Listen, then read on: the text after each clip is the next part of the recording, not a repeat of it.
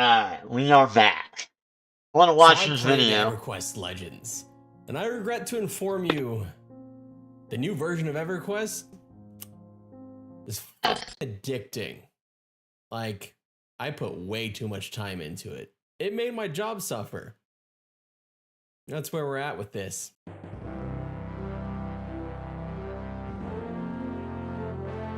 Yeah, this is EverQuest Legends.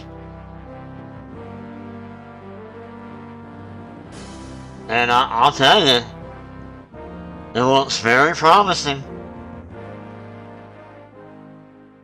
It's a nasty cocktail mix of rewarding, grinding, and power fantasy, and they've found a pretty damn good balance. So I was granted access to the God, there's gonna be so many frog locks, aren't there? I felt addicted to playing an MMO. I actually didn't even know if I'd be able to make the video on this server until just a few days ago, as I was still against my better judgment, putting hours upon hours into the game. Yeah, this is gonna be the game when this comes out. I'm like, I'm playing the shit out of this fucking metal. No, I'm telling you, when this game comes out, bye bye wow, bye bye wow, bye bye. Wow, World of Warcraft, what the fuck? No. None. It'll none. Well, I want to change the audio for this.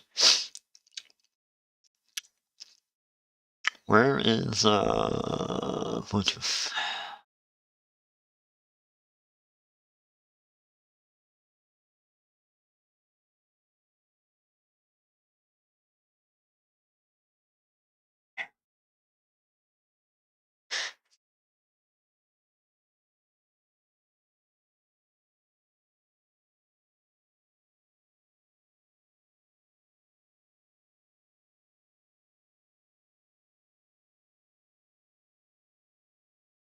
Yeah. I've already put over 50 hours into the game, probably around 60-ish, and I haven't been able to stop playing. Oh. EverQuest Legends, for those who do not know, is a licensed EverQuest version from GameJohn. It is licensed by Daybreak, so it is an official Daybreak product. It is a very casual, friendly version of EverQuest, where essentially you can mix and match 3 different classes. You'll be able to have personal instances. Zones have different difficulty levels, so you can pick different levels. So it's going to be like EverQuest, but like Ascension WoW. Of how hard you want to make the game be, and it even has item combining, so you can take that shitty little rusty dagger and turn it into something worth using. My initial impressions can be summed up by saying the game is a fun grind designed to reward you for putting in hours. This is not a game that you play for a week and then you totally forget about it, and I think that's what's kind of cool. You don't just jump in and you're level 50 already. I think that was one of the things that really struck me, is it actually felt like an MMO. It felt like a game. You don't just jump ahead and kind of skip the line. After all of that time I put in, I still never got into a raid, for example. Talking about 50 hours of gameplay, and am I in the beta?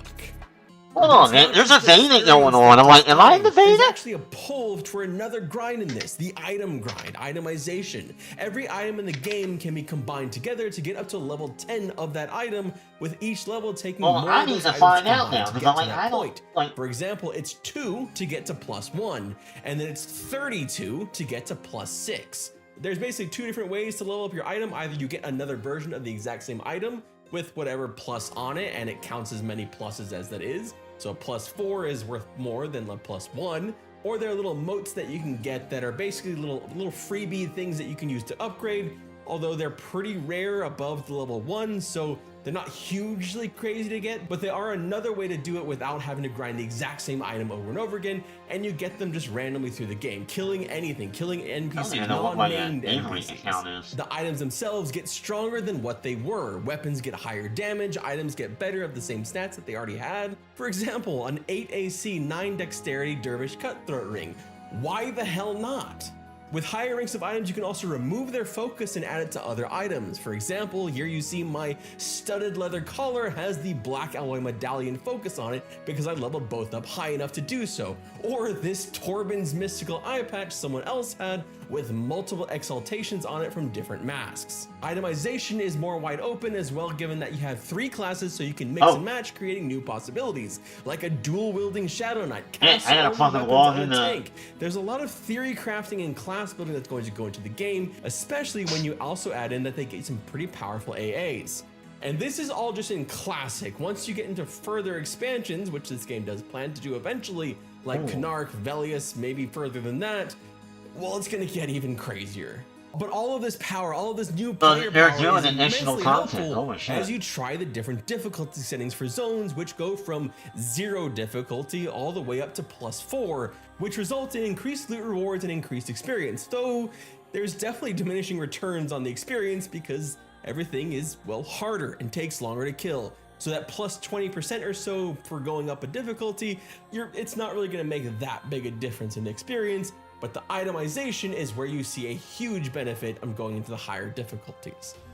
But here's the thing, in these increased difficulties, these enemies don't just have more HP, they don't just have more damage that they're doing, although they do have those, they can actually multi-class just like you.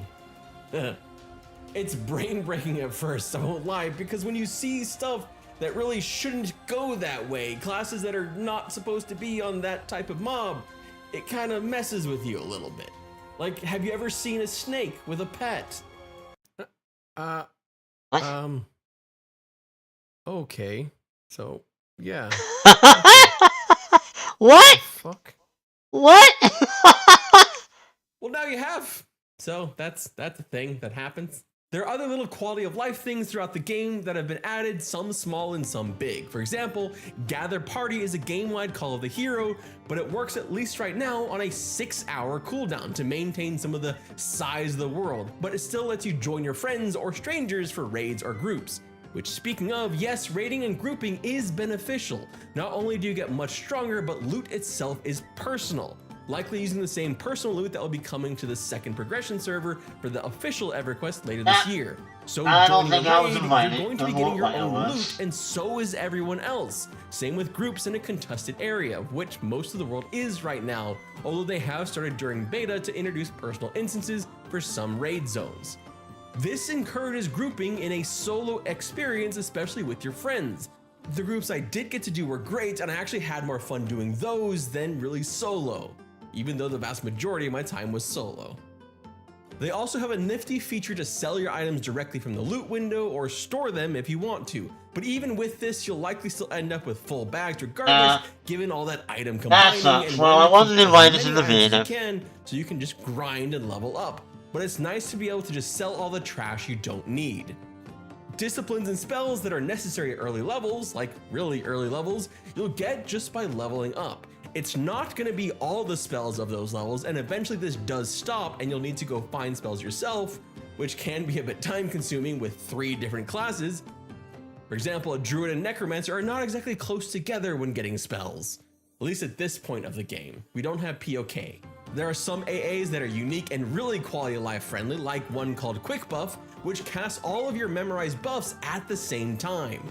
I found out about this AA like 40 hours in, and once I realized what it did, I was shocked that I didn't already have it, because it's just so helpful to buff 8 buffs all at the same damn time. Yeah. There's even an option to turn on cast through healing like what they do in EverQuest 2. With the option turned on, your heals will cast through the enemy target to whoever it's attacking. This could be yourself, it could be your pet, or someone in your group.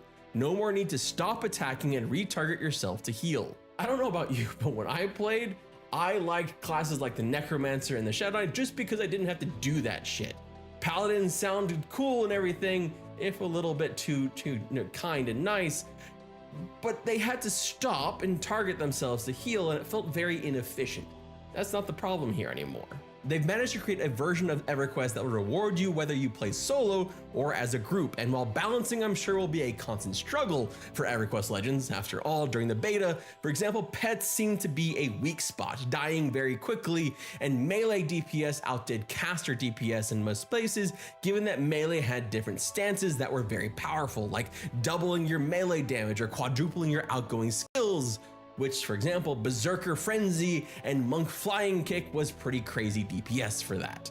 But I think this is where I saw the biggest issue. For people that want to play like a strict caster, that like that style of play, there's gonna be some difficulty, at least the way that this is designed, because it's not designed with that in mind. As it stands, that's not super viable to play that way, since you're kind of always tanking, especially when you get to the meat and potatoes of the game. Raids, that is, unless you group up with people playing a more traditional tanking roles while you get to sit back and actually play like a wizard. Or if they add in some pet stances or something like that to make those pets tankier so that they can tank for you while you stand back and throw fireballs. But to better explain how those classes work, well, you actually have a lot of that's a little disappointing. You start with one primary class and one secondary class, and at level 10 you unlock the third class. You will get everything from those classes, from AA to gear to spells to skills and disciplines. At level 11 your primary class locks, but you can mix and match other two classes in any city or starter zone, adding multiple different loadouts with different classes. But there's a catch. If you stick with 3 classes, all of them will always be the same level. But if you start swapping around, anytime you change, it will default to the lowest level class, and you'll have to level that up. Like you can see here on my loadout, classes I never used or rarely used are stuck at level 10, despite my primary class, Shadow Knight, being level 39, along with Mage and Druid. Other classes I use quite a bit, like Berserker and Monk, are at 24 or 23 respectively. Yeah, Berserker what? For Druid Alright, build, well, now there's an issue. Level 24. The range cast through. Not being able to be a range caster. And always being forced into being a tank while you're leveling. That, I'm like, I have an issue with that. I have an issue with that. With all 3 classes until you level up to say level 40. Then all 3 classes would be level 40. You just go down to the lowest level class in your 3 class loadout until they're all even. But I had an idea.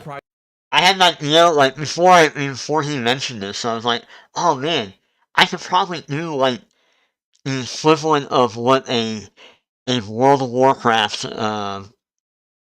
Hunter class would be like in EverQuest. And my idea was, alright, well, you just combine Ranger with Druid and Beastmaster. And there you go. You're kind of, right, but now, I'm finding out, you can't really do that. With EverQuest Legends across the board. Everything feels thoughtful and it feels like a full game. This doesn't feel sectioned off or siloed off, and there's people all around that you can talk to. Although I guess that might change with more of the solo instances coming in. But I really appreciate it as solo friendly, or really solo forward and casual forward as this game is. It still feels like EverQuest. It still feels like a game where grouping is beneficial. Leveling still takes time. Grinding gear still takes time. This is not face roll easy game, despite all of the quality of life and player power increases. It feels pretty well balanced between power fantasy and challenge, especially with the difficulty modes that let you kind of control what kind of difficulty you want to face. And if you've been around this channel for any amount of time, you know that I'm a huge advocate for overland difficulty modes, because I think it makes the game feel better, especially with games that have a very easy overland. Having ways to increase that difficulty if you want to and get better rewards for it is great, and I really sensed that while playing this game. I was excited when EverQuest Legends was first announced because it showed Daybreak was willing to go in some different directions, including licensing. Here's my obligatory Daybreak, if you're licensing shit, how about Champions of Norath 3? Lords of EverQuest 2? But this also allowed them to really revamp their game, more so than even progression servers. After playing it for way longer than I initially planned during the beta, I'm not only hopeful this will do well, I'm actually expecting it to. And I'm not the only one with its 30,000 plus beta signups. And perhaps most exciting of all for me, this is just the beginning. They don't plan to stop here at Classic, they plan to keep going, and I really want to see what kind of custom content they add.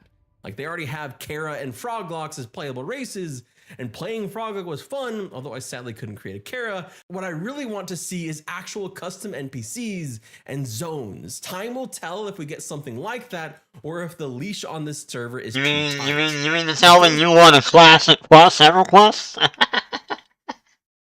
Those are my experiences with EverQuest Legends in the beta, and I hope to play more of it once it fully launches. I just need to find a way to pull myself away from it and stop playing so I can go do other things until it launches later this year. I think it'll be in July. My name is Redbird Flynn. Thank you so much for watching, and I hope you have an absolutely wonderful day. All right, And if love you your applied video, for the buddy. beta, Thank you very I hope much. you get in soon, because I know there's a lot of people still waiting. Yeah, I checked my email. I'm not on the list. They didn't email me yet, but I'm like, yeah, I didn't know the beta was happening now. I had no idea. Hopefully that is something that they change down the line, so they can make it so that if you want to play a caster class, you can play a caster-like class. But I'm like, right now, I'm like, yeah, it kind of sucks that you're kind of stuck with the idea of being tanked all the way through, you know?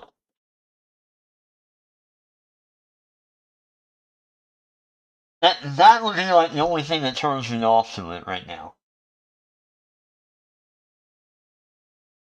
Also, that's fucking cool. They're talking about doing other expansion content as well. It makes sense. It makes sense. I gotta admit. Thank you so much for watching. Alright, let that play. I gotta do the map.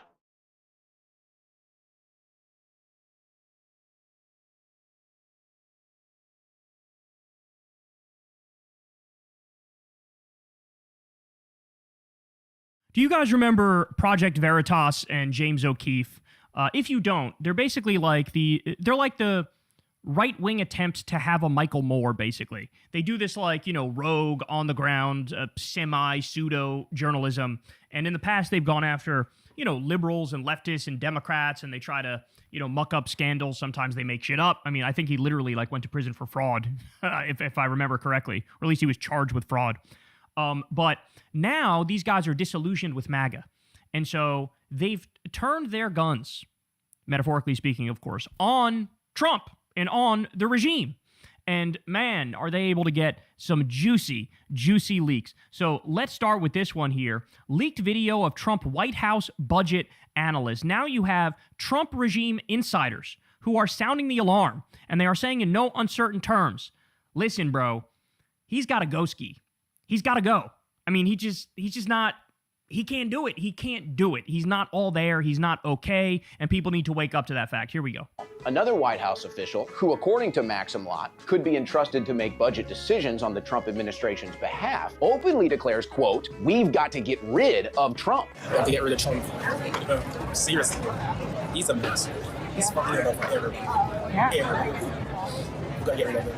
Honestly. Benjamin Elliston claims that Trump is a dangerous madman and insists that no one can know that he feels this way. He's a madman. Literally. He's invincible. Nothing can stop him. And that's dangerous. Do people know that how you feel about the president? No. Oh, but I they have a will. general idea Damn. of why So they're now you doing what have they're doing. right-wing outlets leaking insider regime information about other Trump insiders going, hey, dog, this is not okay. It's not going to work, what we're doing here. All right, more. 2 Trump White House officials were caught on a hidden camera from James O'Keefe. The first is Maxim Lott, Special Assistant to the President for Domestic Policy. The second is Benjamin Elliston, Senior Budget Analyst and Fund Manager for the White House. They admitted the following. Number 1, Trump is using $1 billion of taxpayer money to retrofit his new plane. What the fuck? What the fuck? Number 2, domestic policy decisions are made based off what feels like a good idea. No formal cost-benefit analysis exists for major policy calls. That's insane, y'all. That's insane. Staff bypass the Oval Office and act on their own interpretation of Trump's preferences. So people are just making it up as they go, okay? Elliston called Trump a madman and said, "We've got to get rid of him." There appears to be people in the White House acting on Trump's behalf without his direct approval. We already knew Stephen Miller was doing that, but apparently there are others doing that as well. Bro, they are out of control, dog. It is a fucking grab bag of corruption. I just saw the other day that Kristi Noem, remember when she was going around creating these new ICE concentration camps and like leasing new buildings, these like, you know, former factories or former like Amazon centers, just these big like open warehouses. She would lease them, and she's trying to create these concentration camps for ICE. Well, she was routinely paying way above market price.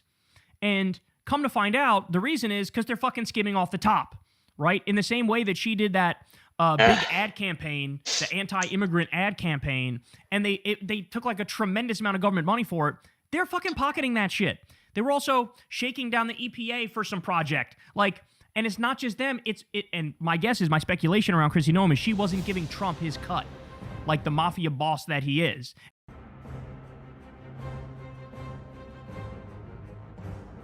There you go. I found something out that you can do, and I didn't realize it until I read it. Alt F11. Yeah, Alt F11 fixes the full screen error.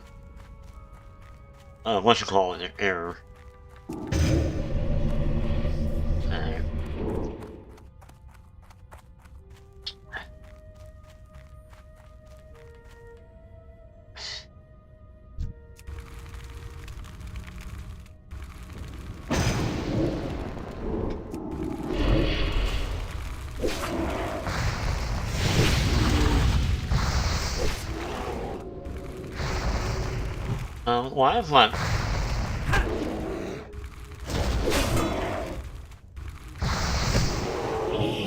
Oh, hey, we don't have whatchamacallit now. What the hell?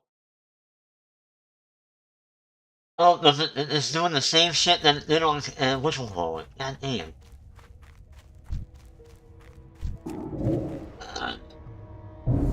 Oh, come on!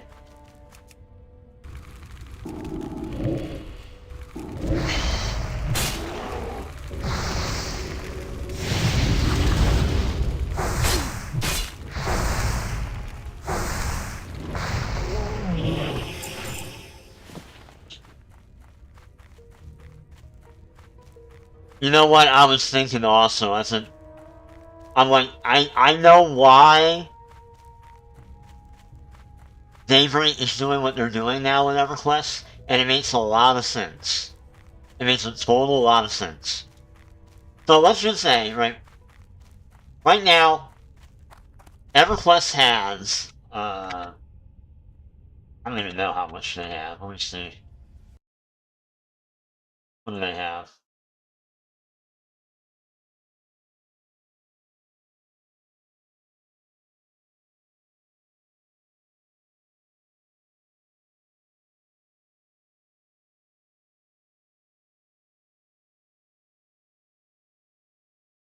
"32 expansions."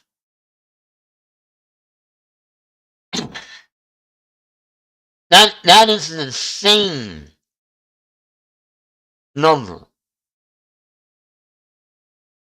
when you realize, like, how many expansions that game has. 32.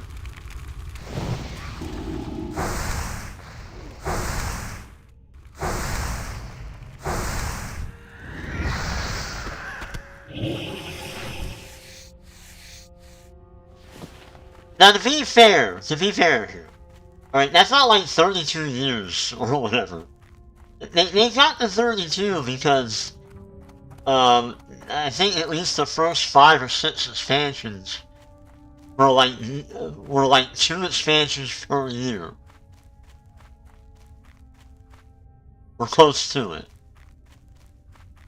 So yeah, it wasn't like an expansion a year. It was in the beginning it was like 2 expansions a year that they were doing.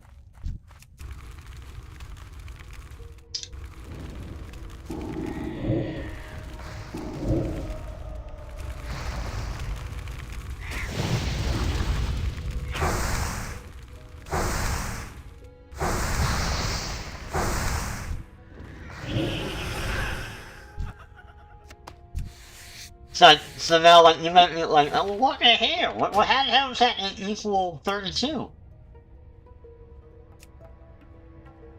It's because of, in the very beginning, what their expansion cycle was like.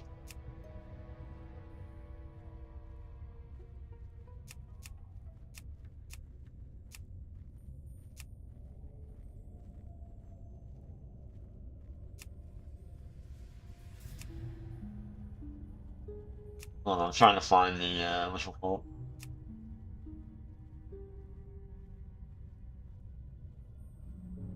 Or maybe not. Where the hell is it? What is the, expansion thing at? Not expansion. Okay, man.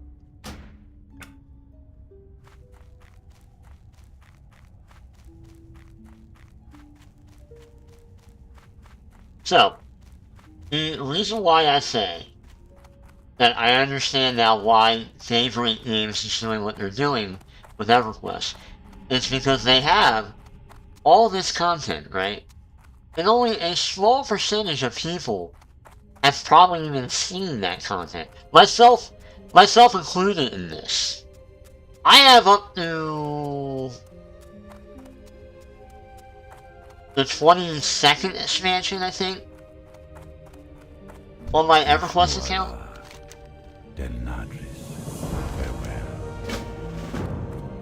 And I've never even seen the whole of the first expansion.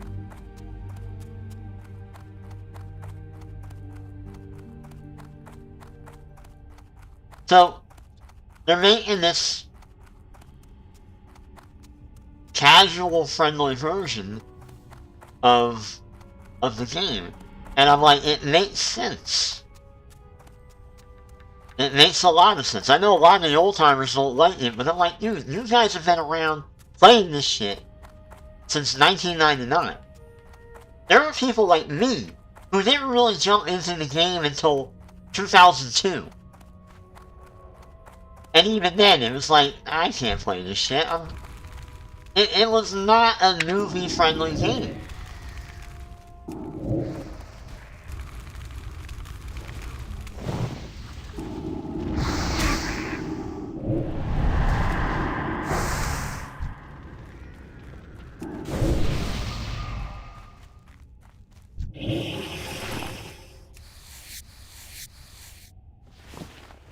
Now, I think what they're doing is a great idea. I think it's a good idea. I think it's going to bring in a lot of people like me who probably just for whatever reason could just never really got into the game because of how difficult it was. And there you go. Here's that game, but casualized.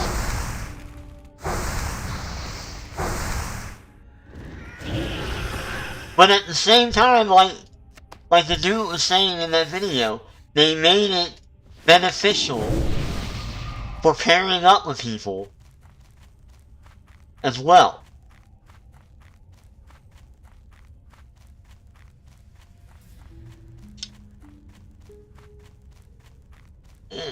I mean, it sounded like they definitely put in a lot of thought into this game before even doing it, you know what I mean? Like, they really put in the time and the thought of, like, how's this gonna play out? And I think the bottom line is, having it that way makes a lot of fucking sense. Not a lot of people have the time to live in EverQuest and make it a job.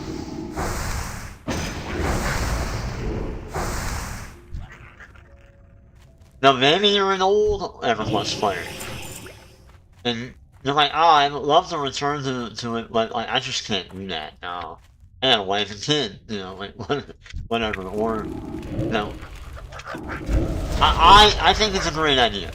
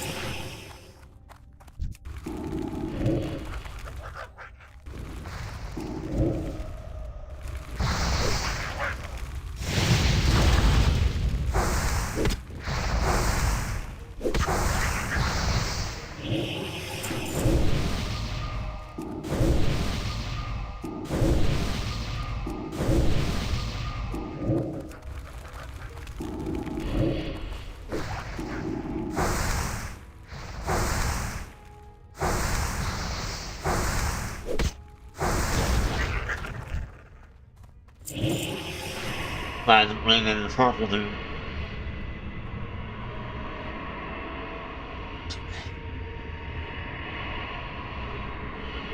Why do you call?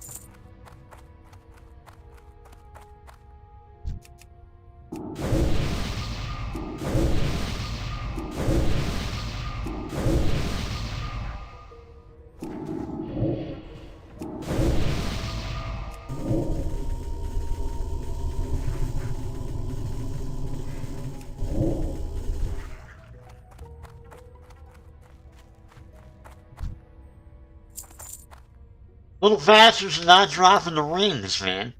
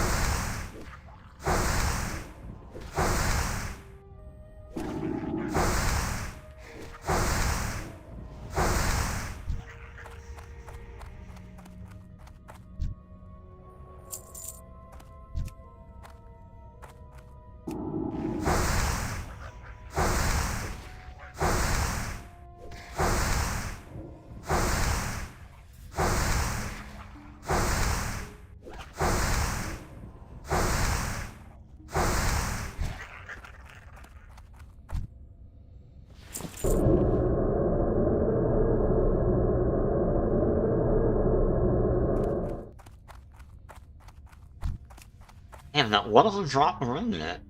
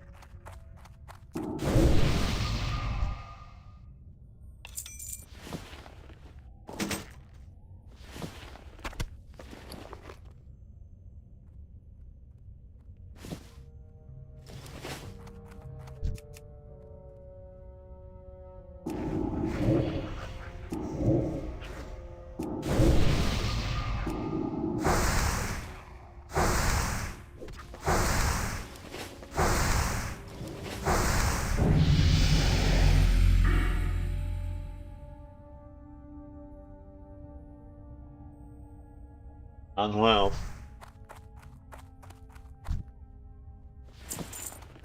Yeah,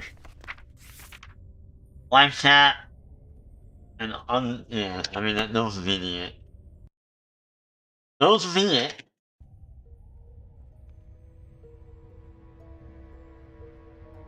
And really?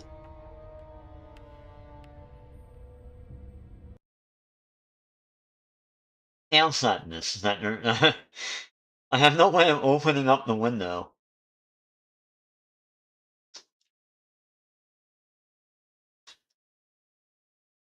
I'm probably better off not doing that.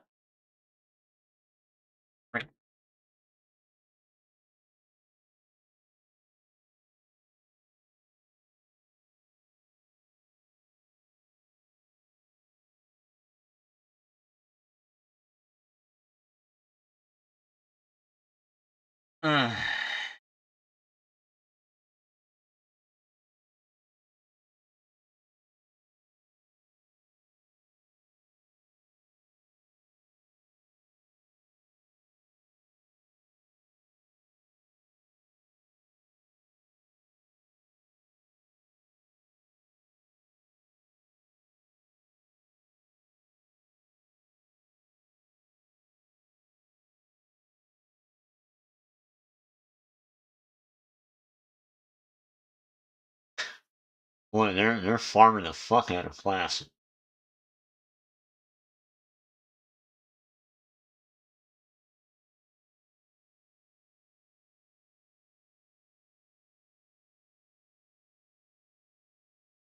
But also they're farming the fuck out of Turtle Wow too.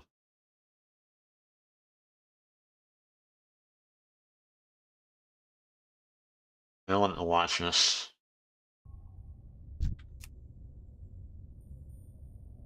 For a while now, I have been saying that Mike Johnson is the Speaker of the House in name only, and I have been proven right once again, as the House, and specifically a handful of House Republicans, have moved to strip Mike Johnson of his power even further, and most importantly, on the issue of Donald Trump's shitty foreign policy. Mike Johnson is spiraling as Republicans become more just unfavorable across the country.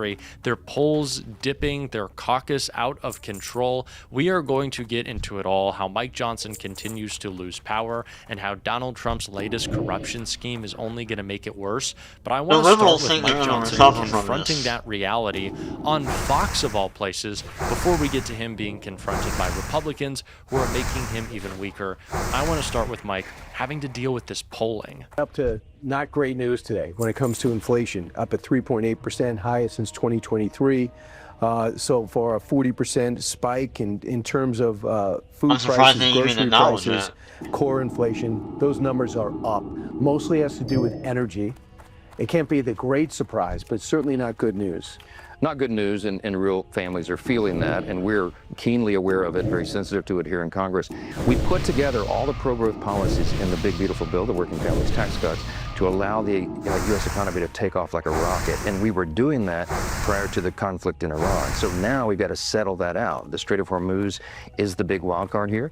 And as soon as we get that done, I agree with the president. I think the prices come right back down to where they were. Remember, the gas prices were at a 4-year low before that began, and we're beginning to see incredible growth in the economy. Other indicators are good, but you got to get the prices of groceries and gas down, and we're working every day to make sure that happens. Even the Fox propaganda outlet is confronting Mike Johnson over inflation.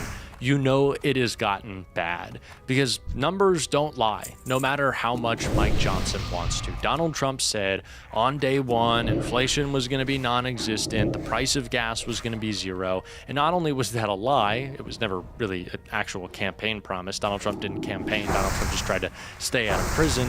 But he's done the exact opposite, exposing how little he cares and how little interest he or Mike Johnson has in governing. They are an obstructionist party by nature, the Republicans. They have no interest in actually doing this. And Mike Johnson, aside from the fact that his majority is so small, so he doesn't really have power, is Donald Trump's bitch. He gave him his balls. They sit in the Resolute desk, so it's not like he's actually going to get anything done. And soon, he won't even have the power to, because the polling is so bad, as we're going to take a look at, that it's starting to trickle down to the House, to the Senate, and so much more. It's why Republicans just revolted again. But it starts, again, with polling that just shows Republicans should be running away from Mike Johnson if they want to preserve themselves. Just moments ago, a new brutal report on wholesale inflation. Way worse than expected. You can see that's the month-to-month increase at 1.4%. That was much more than was expected on an annualized basis.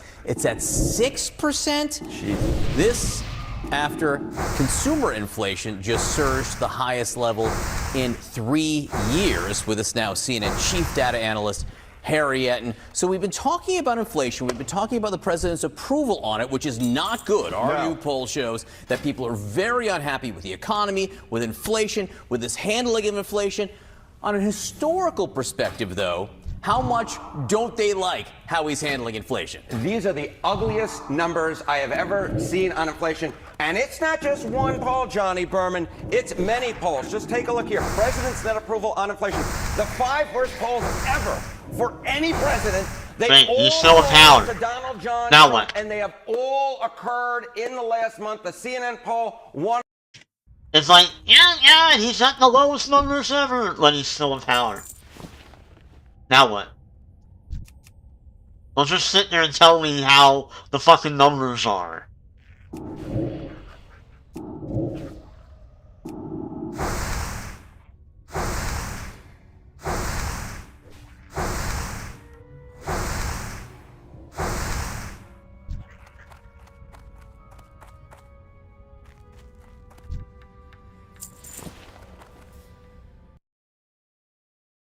But it is ominous that this medically stupid, he called you a foul name, is going to Cuba to manufacture propaganda for what I assume will be additional U.S. intervention. How do you respond to that?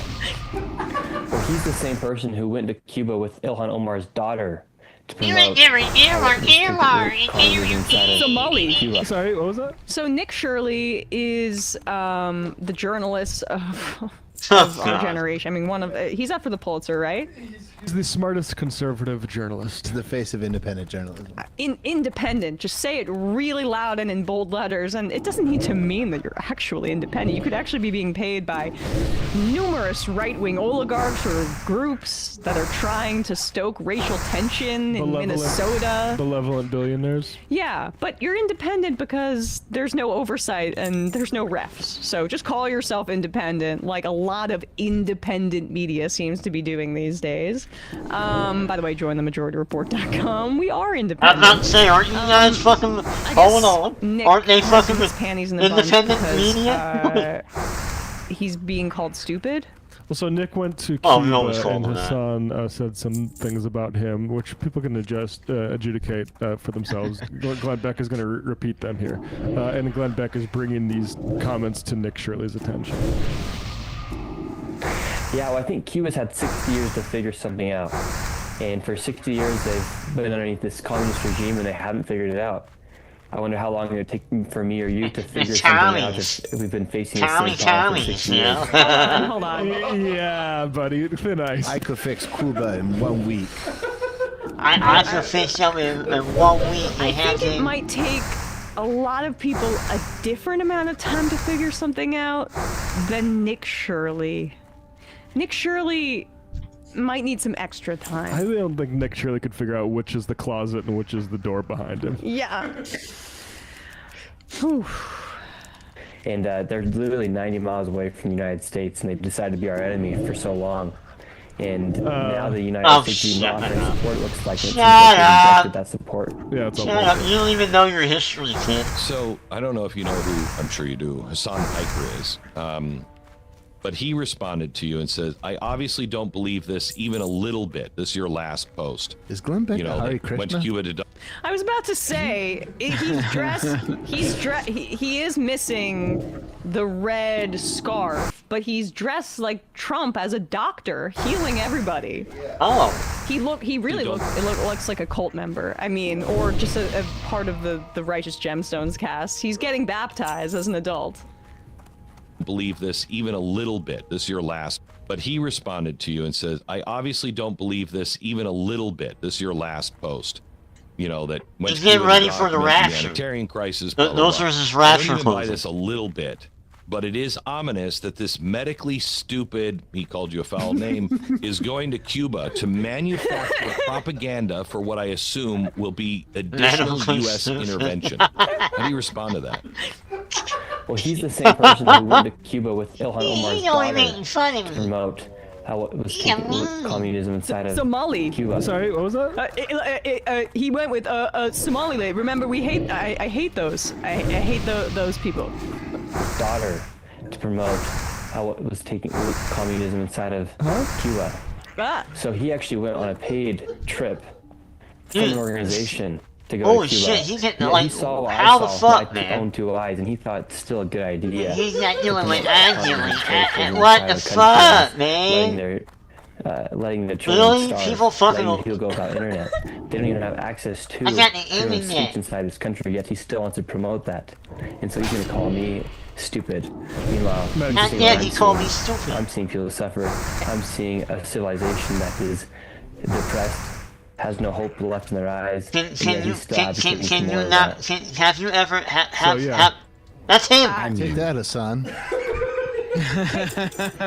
He called you stupid. How do you respond to that? I see with my own 2 eyes that he's wrong. He called me stupid. I just straight up feel bad because Nick Shirley reminds me. I always say he reminds me of like Single D Ed from Ed Ed Netty. Like Single D Ed. I honestly just do not want to discourage any like. And this is going to sound like an insult. Shit, man. I swear I mean it legitimately. I do not want to discourage any disabled people from like creating content online. I just do not agree with the kind of content that Nick Shirley creates. I'm gonna leave it at that. I mean, at the very least, can you scrape the peanut butter off the roof of your mouth? I mean, I just think I just think this is what I honestly don't think there's anything wrong with the guy. I think this is what you get when you have a craven content view clicks only care, like someone only cares about content views and clicks to his content. YouTuber with no charisma talking about topics that he doesn't fully understand. Like he just fell into this. He wasn't always I struggle to even use the term political content creator because while he's creating political content, he's covering things he doesn't understand, and nor does he even care to understand. I don't even mean like he's got it wrong because he's a conservative. That's part of why I don't like it. But he doesn't even know what the conservative positions on this stuff are because he doesn't care enough to even learn about politics at all. He doesn't have to. He's just dumb he's on the topics he's talking about. Because he's a guy who just cares about views and clicks and fell into this and wants to make a living out of it.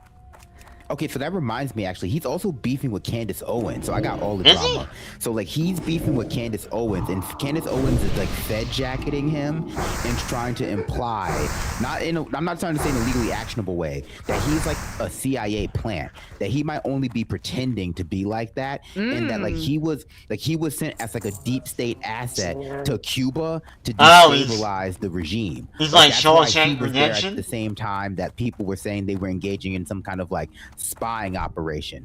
Now, I don't believe that, because like if he's just pretending, he's very sophisticated. He's very deep undercover. woman. He's gonna start talking in like a posh British accent and realize he's a Rhodes Scholar. All So this you believe the entire opposite time. of me? Interesting. This is Mission Impossible. Yeah, so like she's been like, implying that maybe he like not only getting funded by billionaires, but he has some like institutional backing. Wink, wink.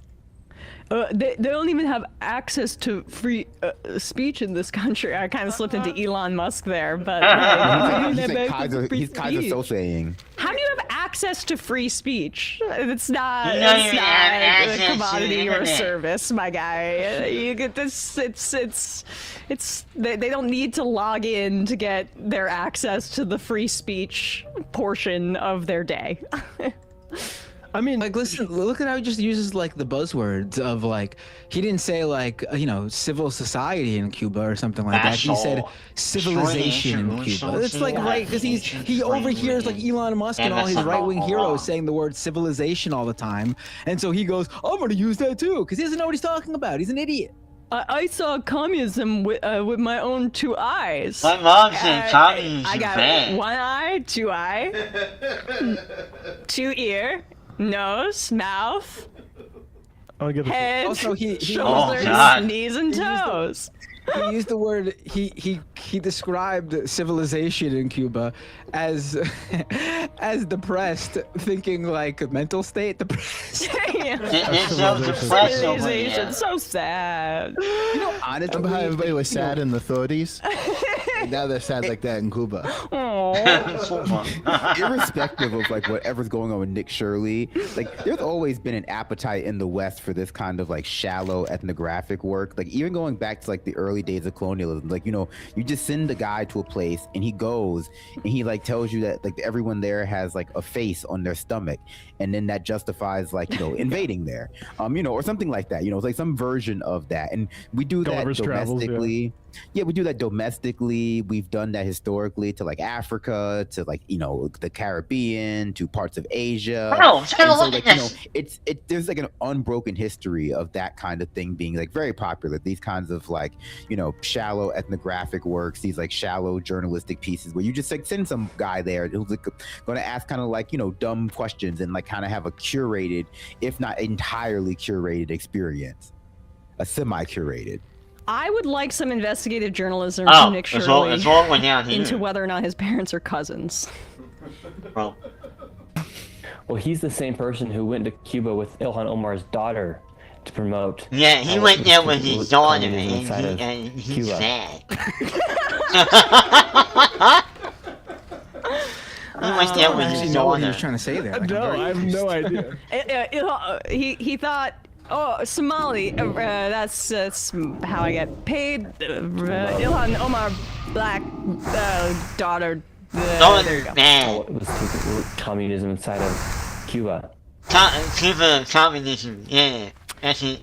This is Ed, who Brandon referring to from Ed and Eddie, by the way.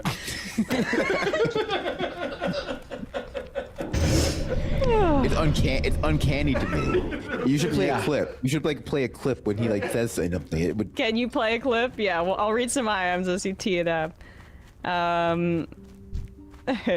Will from Indiana, statement from your PR director, the majority report does not support bullying the mentally handicapped, but there's a universal exception or two to this position. I'm sorry, this is the dark woke era. We're making it's the fun dark of woke era Fetterman. now. We are making fun of Susan Collins' voice. I don't care. Enough. Also, like, We're making fun of RFK. The people that complain about that, like, I don't usually say this is why the left loses, but that is why the left loses. The idea that you could comment on Nick Shirley without. Thank you. Somebody, I'm actually surprised she said that. Like, I'm sorry. Well, look, I have a speech impediment. I'm fucked up, right? But it's also shows just how sometimes you gotta far crossed the line a little bit. People's basic tastes in content has fallen. The fact that someone like that, like at least like your propagandists and right-wing, talking heads, they used to have charisma and be like entertaining and know how to control an audience with their speaking style.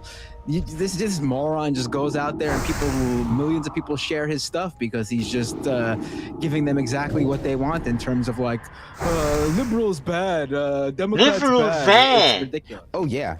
The bar is subterranean now, and AI represents like the final lowering of that bar, where it just has now like fully supplanted people's like discernment for just like, well, shallow gratification. I mean, he's no Rush Limbaugh. He's no Rush Limbaugh. Like, It's amazing to think that you needed, like, listen, say what you will about Rush Limbaugh. There's a lot of bad stuff to say about him, and it's all warranted, but the guy was charismatic and could talk.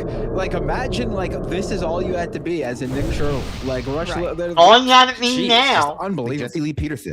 All you have to be now is Asmongold, Nick Sherlin. That's it. The bar is low.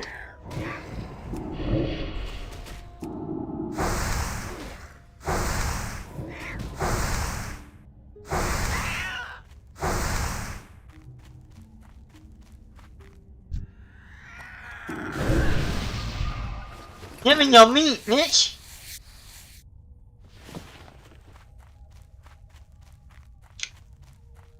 This takes forever.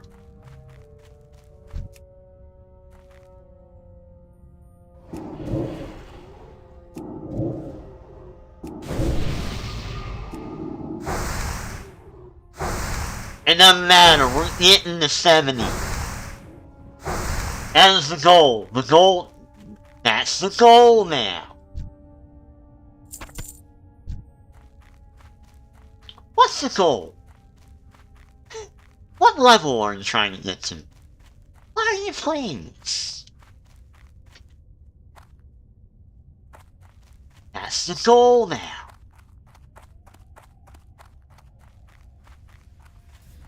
Give me your meat.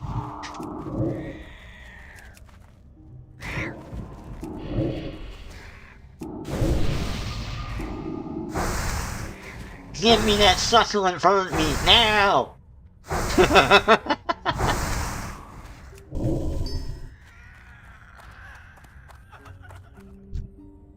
You son of... Yeah, man, the damn birds are driving the meat! Give me that meat! I need that meat! Oh. Anyway, I wanted to watch that because I saw the Nick Shirley thing and I was like, okay.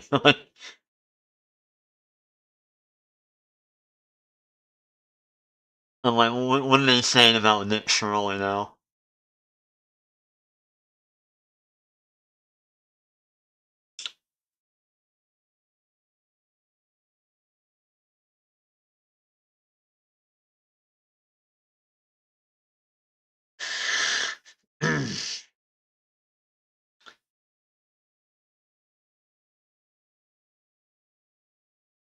Okay, there is not a whole lot going on today. On the news front.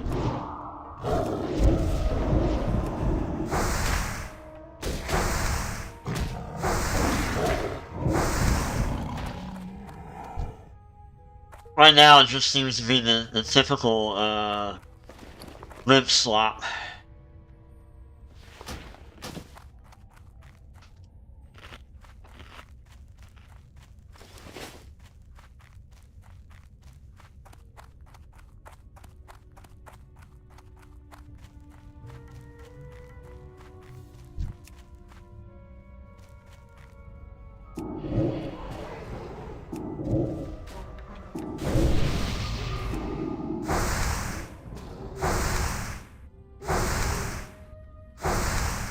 One, two, is this your one? Yeah,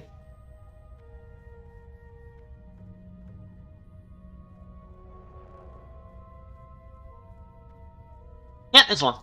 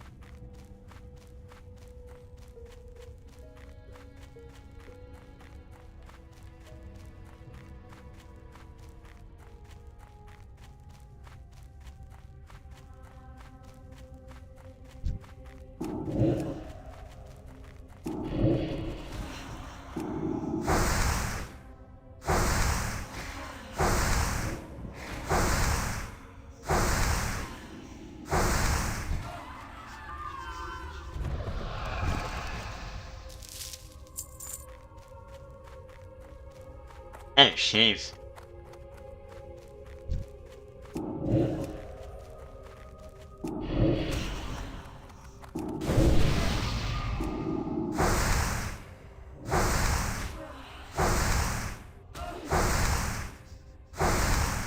Oh, I didn't. Well, I never knew it. Shit, I forgot all about that.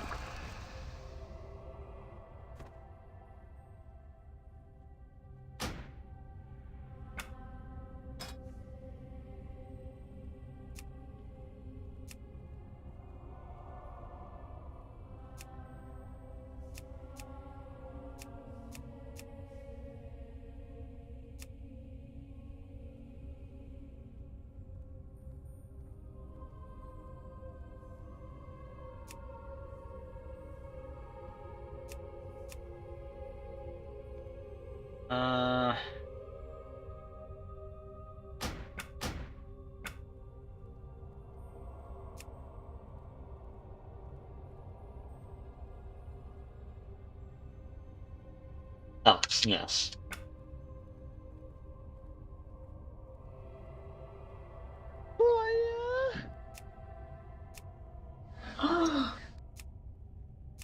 Wow.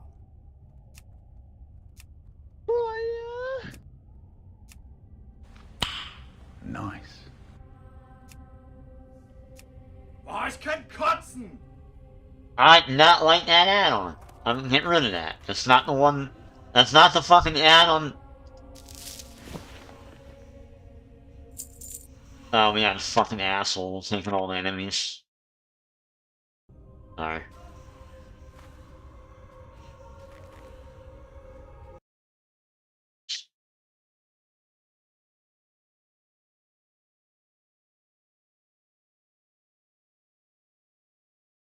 No, that is not the add-on. Somebody's cheap rendition of it.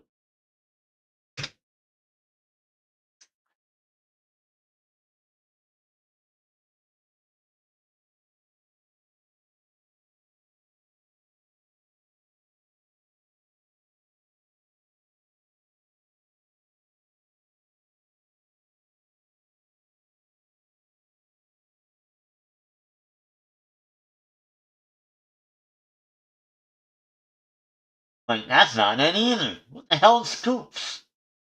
The fucking Scoops. Get this out of here. Where's that quick sound add-on? What they do with it? Hold on.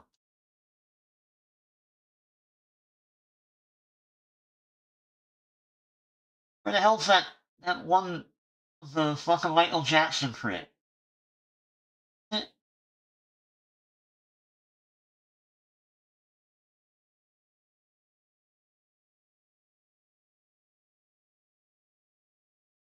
I think it's a crit wow. Like, where the hell is it? Want that Michael Jackson? Woo!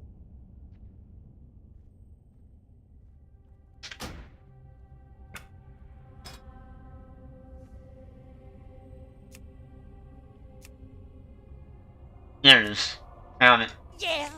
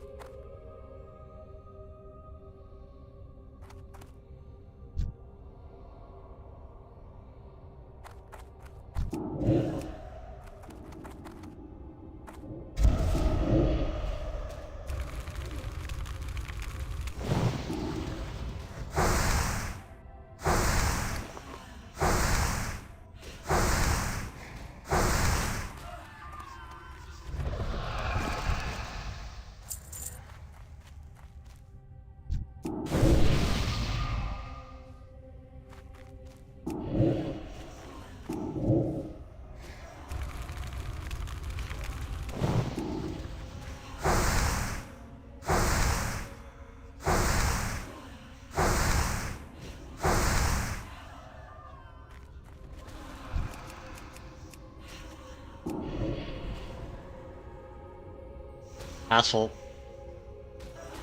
Somebody's talking.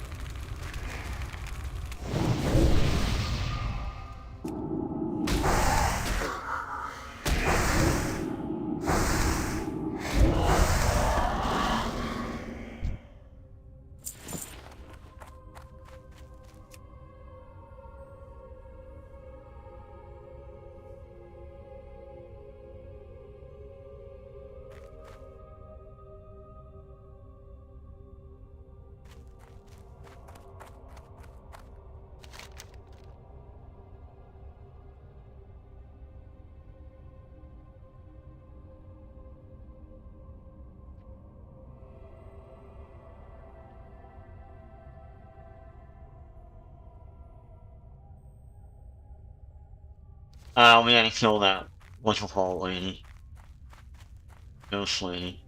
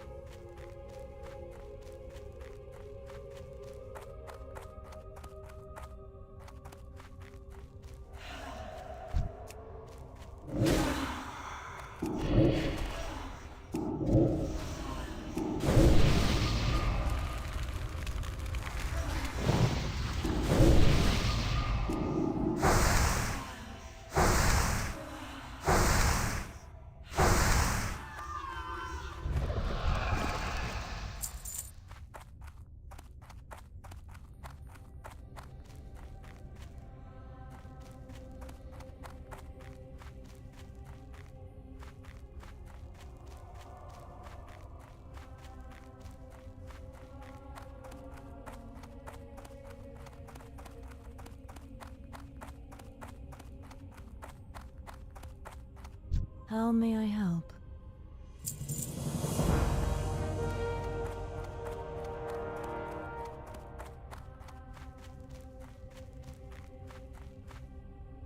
Annoya. Anaya. Okay, so we need that new,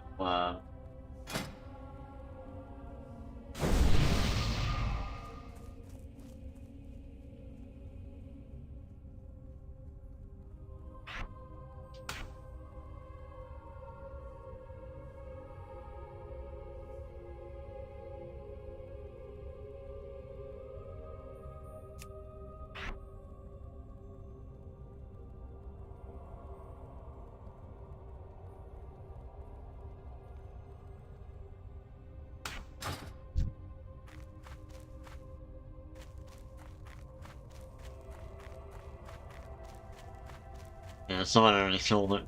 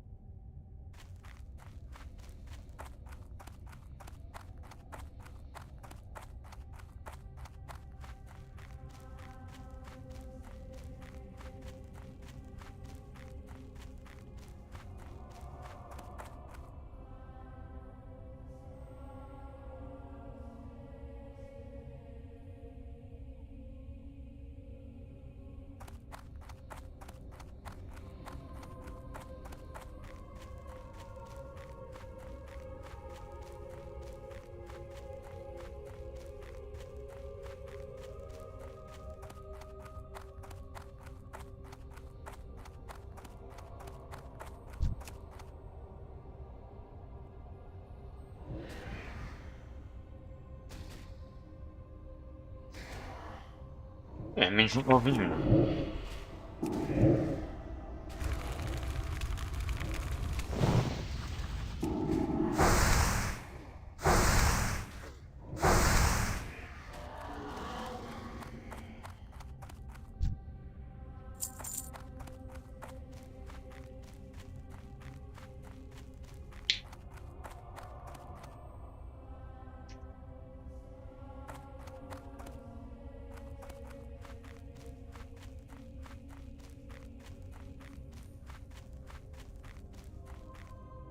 Alright.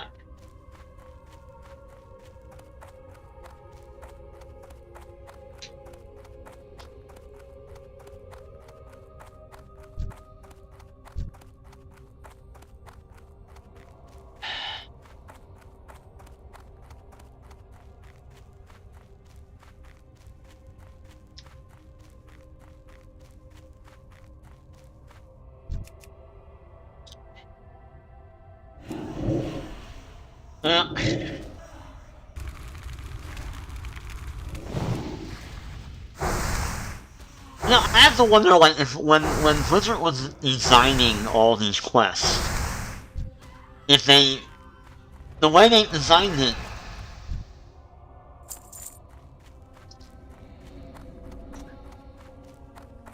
a lot of these quests kind of like put players up against each other. Where's she at? Where's she at? Where's she at? Over there, I see her. Okay.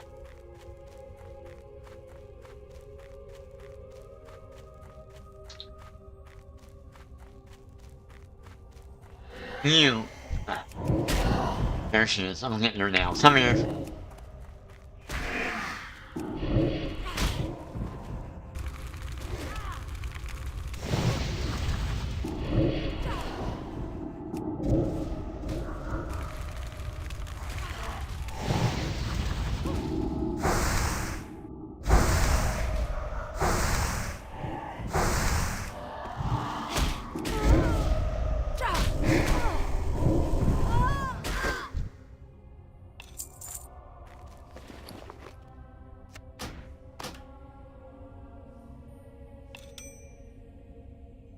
Nothing like running out of room.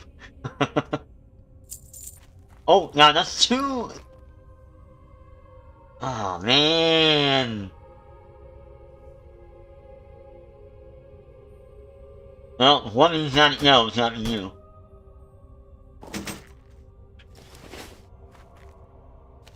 What am I looking at?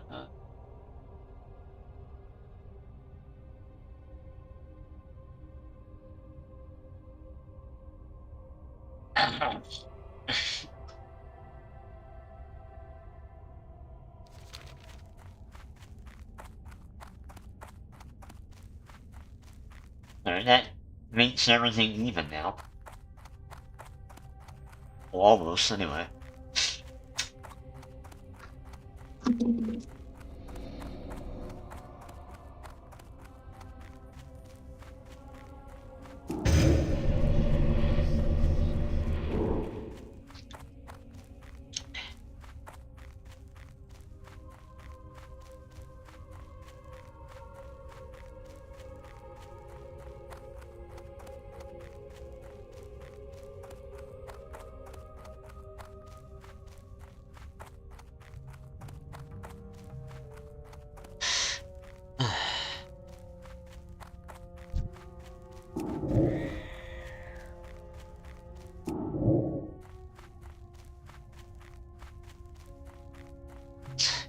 I don't know when the enemies are bumped out and they're stuck in the tree.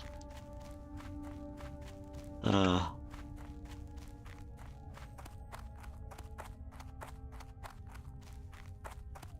why are we playing this game again? I forget why.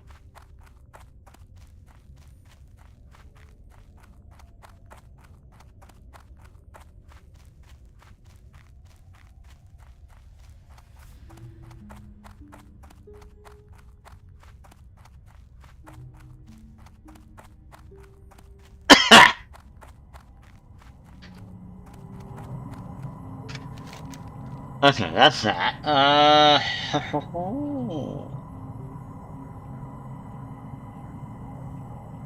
detective tough one? No. Alright, we gotta turn that in, and then we gotta turn that in as well.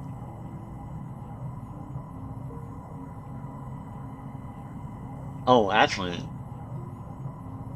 there's that shit too. Holy shit. Alright.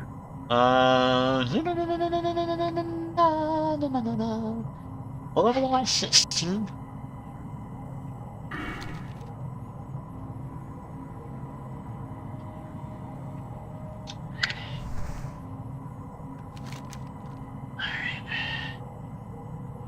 I don't even know if I can do that one or not. Alright, we do need that. I'm gonna go up there. Okay. Oh, fuck me. I didn't see ya!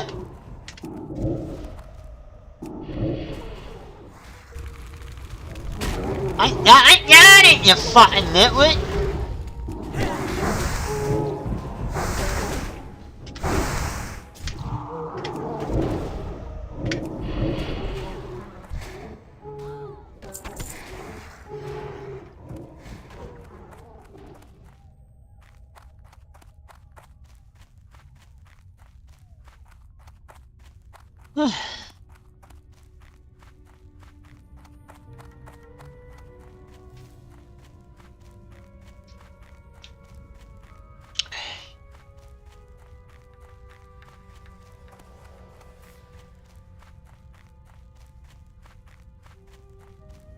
No, it's like, I like the concept of multiplayer games. But the execution, not so much.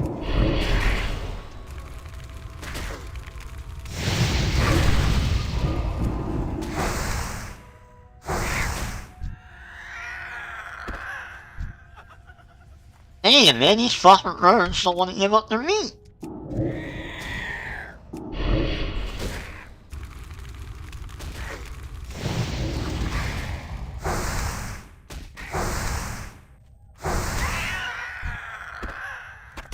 There.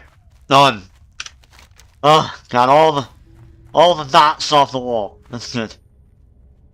Alright, oh,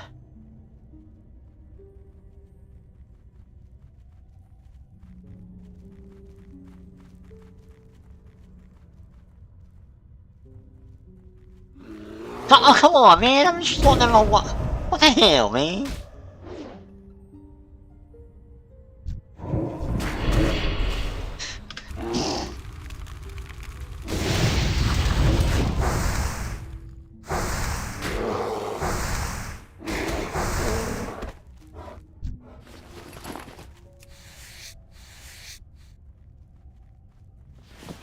What it sounds like when you kill a bear? How do they know that? How do they know what a bear sounds like when you kill it? Without killing it, you know? Alright, I guess we gotta turn this in.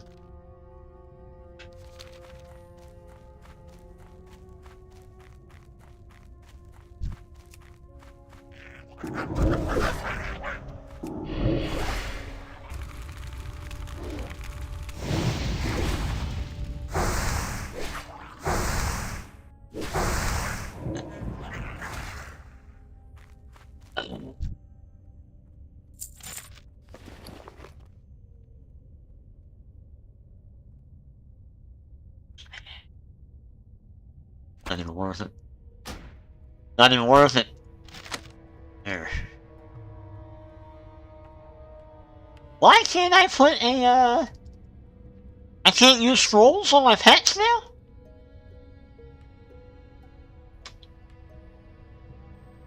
Huh. Usual.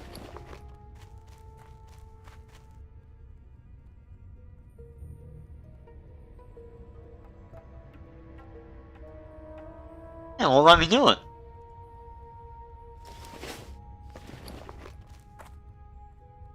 Oh, I can't use it at all.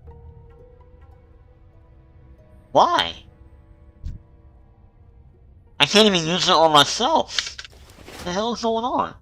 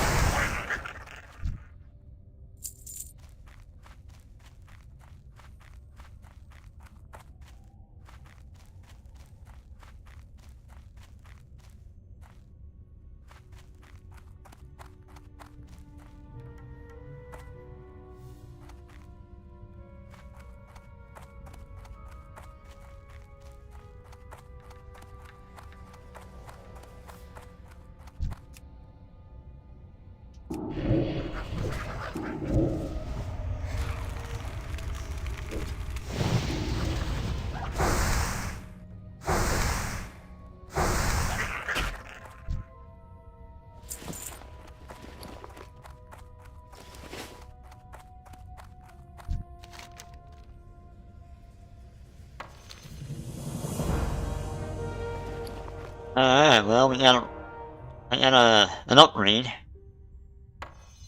Not a great one, but, you know, good one, good one. Alright.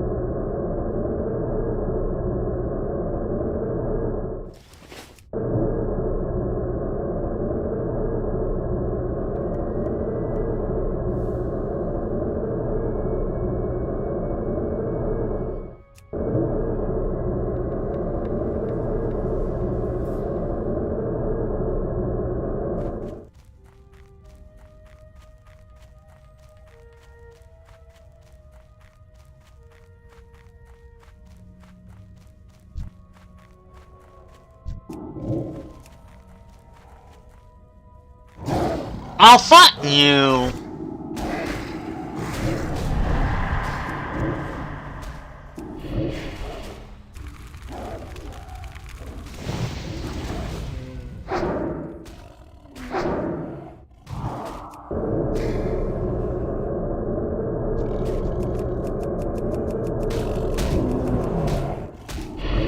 Oh, I got another one. God damn it, they're all spawning on around me. Get out of here.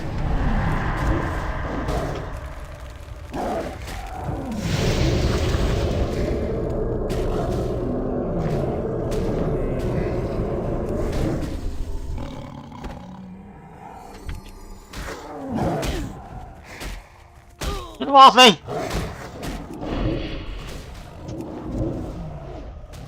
I love how, like, one log turned into 3.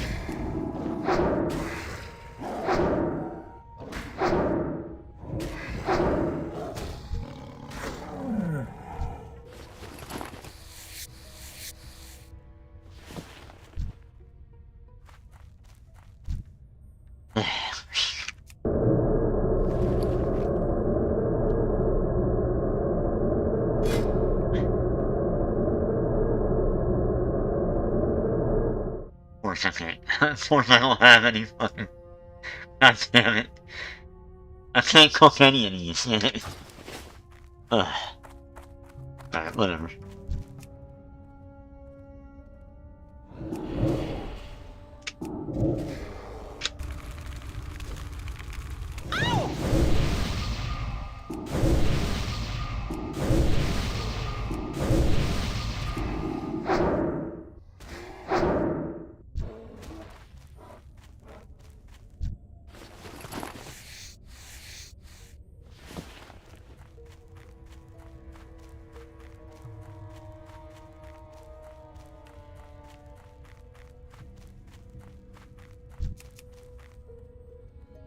I'm running not doing enchanting. Because skinning really hasn't served any other purpose other than, like, extra coin. That's about it. Like, vendor trash.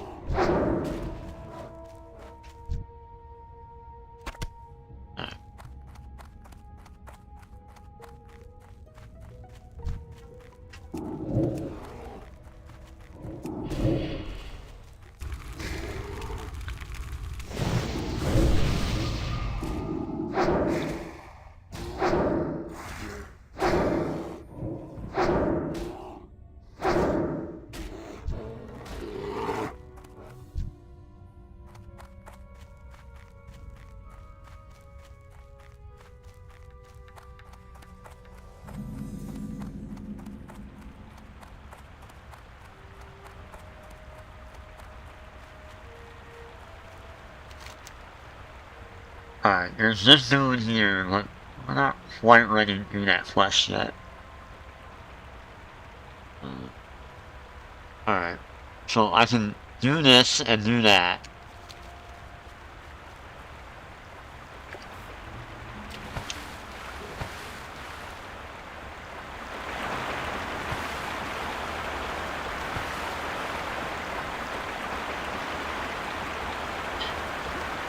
Very good.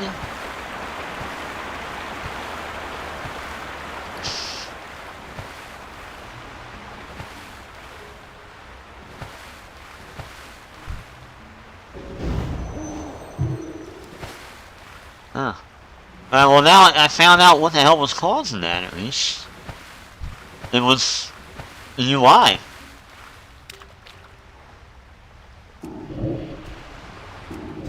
Whoa, these guys are level 20? I didn't know that.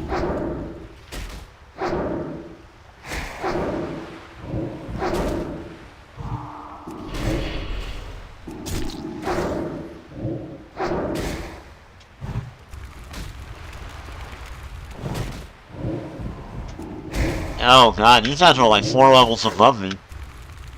Alright. Oh wow, I can't even, they're resisting everything, that's lovely.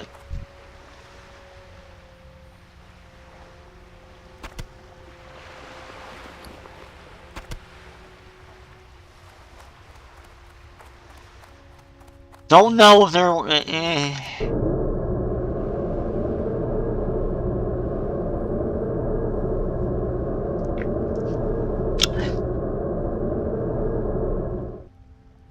I don't know. I don't know. I don't know. I don't fucking know. I don't know.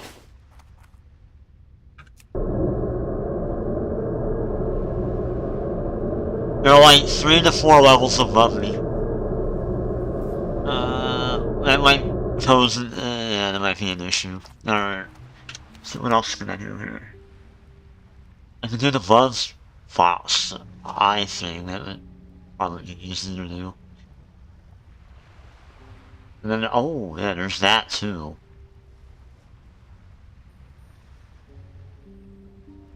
Okay.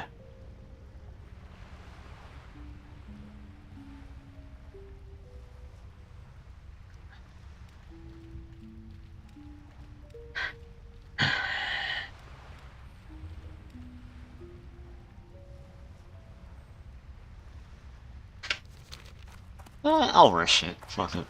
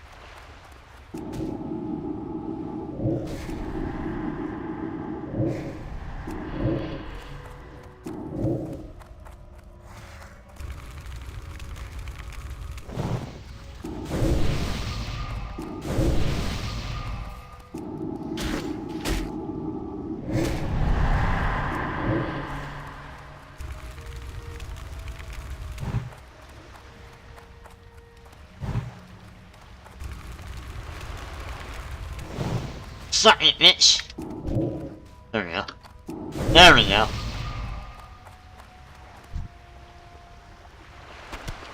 There we go.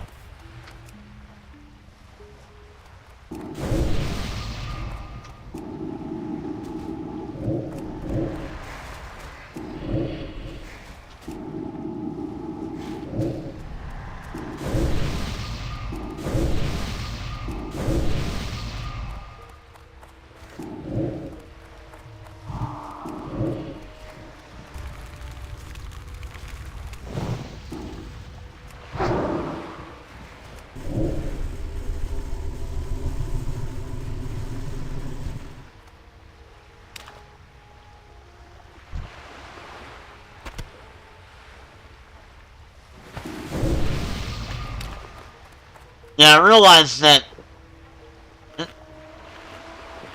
big ones have like a 40% drop rate on the quest item. I'd be a fool not to. They drop. Listen, he's at level 19. All right. So I can fear him away.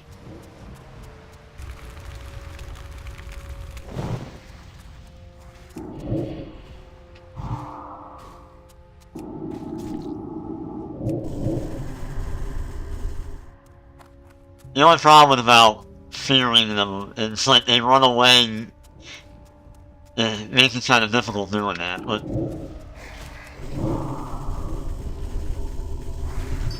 alright, there's that.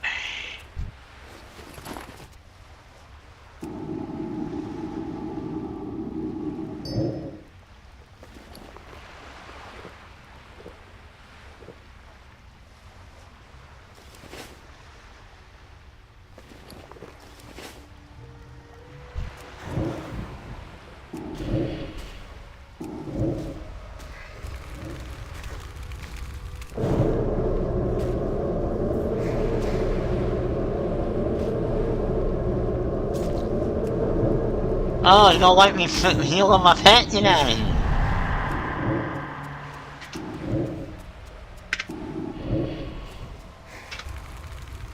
Oh, okay, hold on, buddy. Get out of here.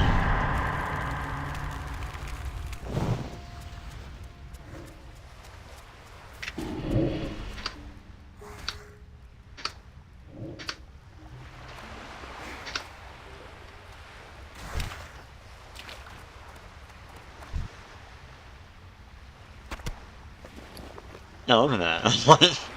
How did I not know that, you know?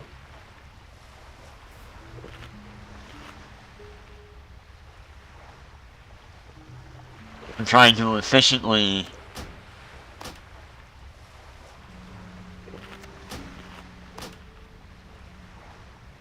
do all these quests in like an efficient manner.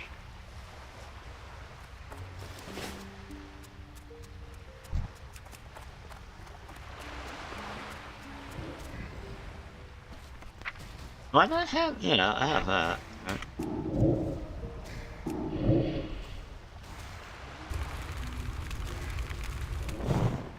I'm resisting! I'm resisting!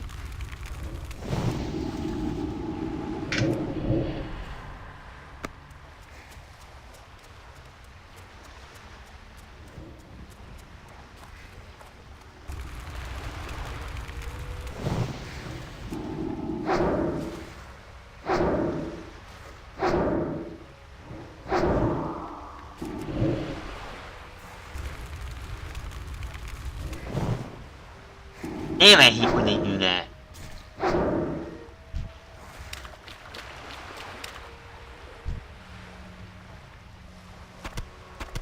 Now we need one more.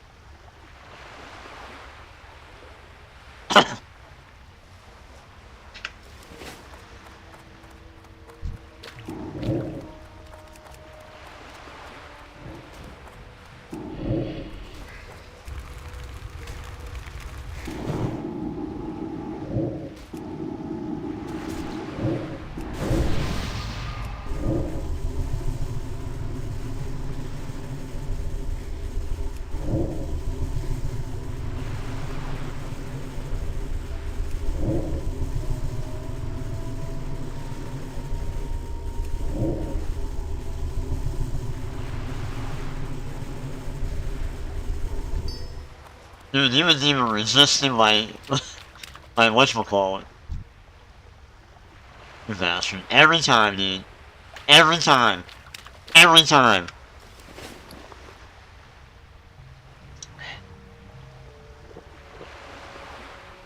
That shit is like clockwork.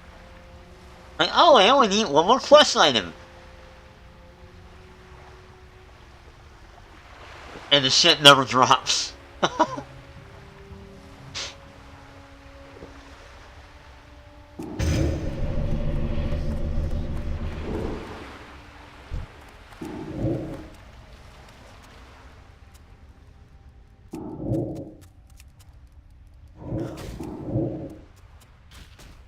Not resisting!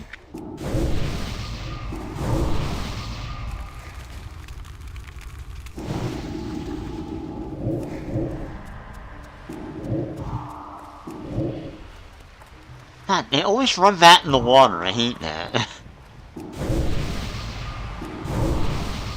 Oh, you mad now? You mad? You mad? Crab?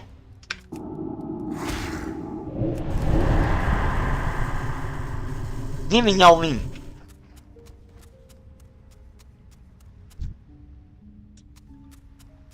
Now it's gonna take like 20 crabs to get the last one.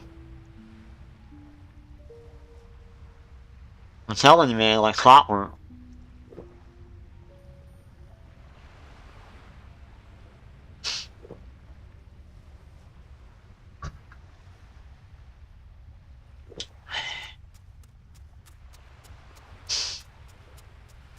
Wait, what do I need? One more, right? Yeah, I need one more. One more, and they're not dropping because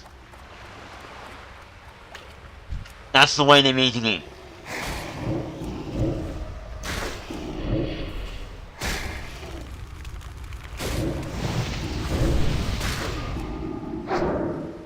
I think it's because, like, they didn't really put all the emphasis on leveling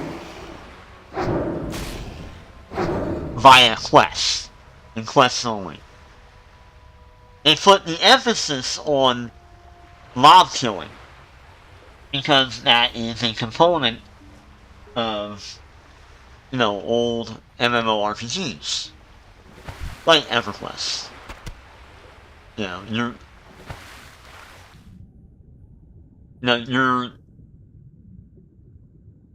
most of your, like, some of your XP will come from killing mobs. That was the difference maker that they made. Whereas they fill in the gaps with that.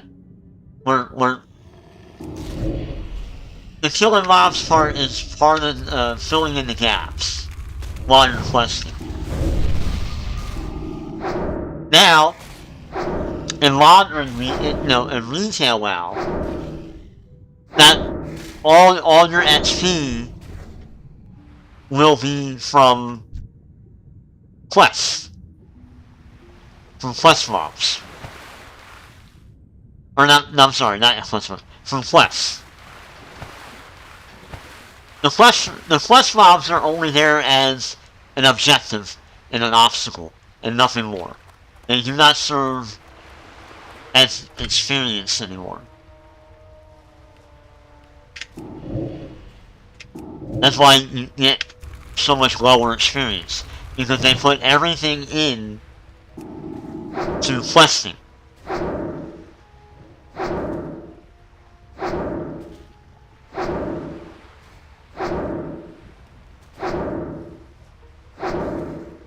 And bastards resisting my wand.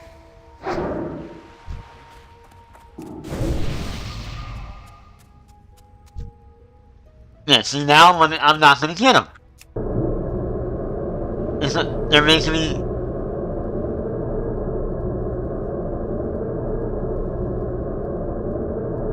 Oh yeah, there's this guy too, right? I'm gonna do this one too. I mean, I could. Wouldn't be too hard, I don't think.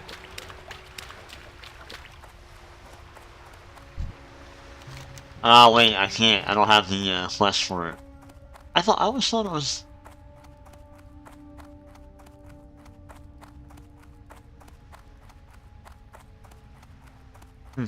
The more you know.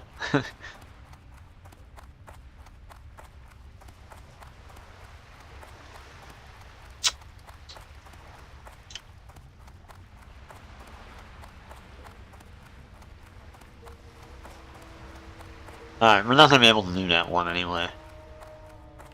Not yet, anyway. Probably like level 20 will come back around and do it.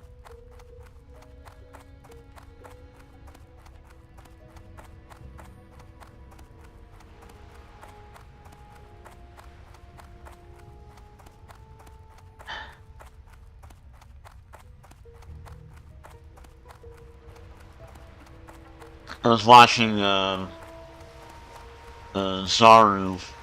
He's been playing WoW, and he's been playing WoW, classic WoW, without a questing add-on.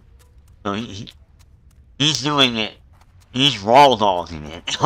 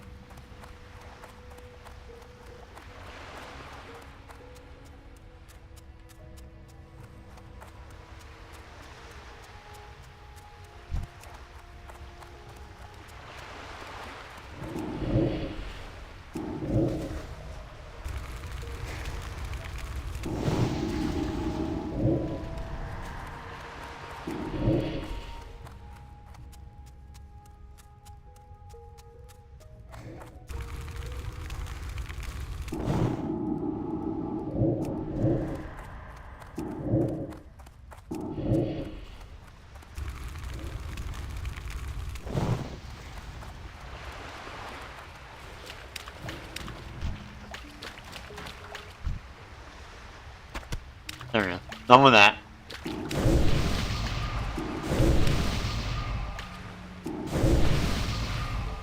Alright, I need one more Thrasher Eye. Or Thresher Eye, rather.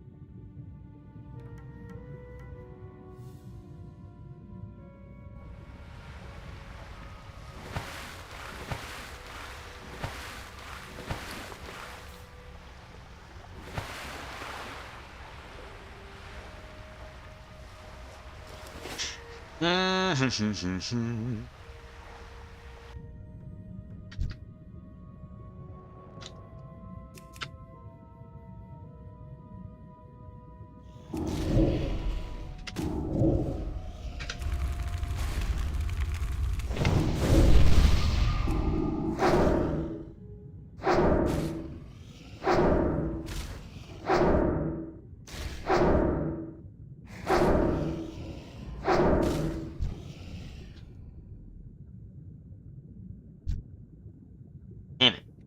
Every fucking time, dude. Every time when you need the last question, they make you kill 20 fucking mobs before it finally drops. Also.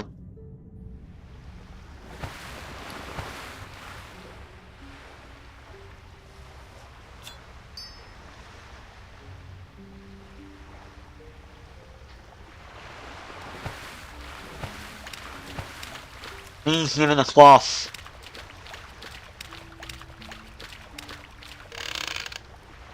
That was an upgrade.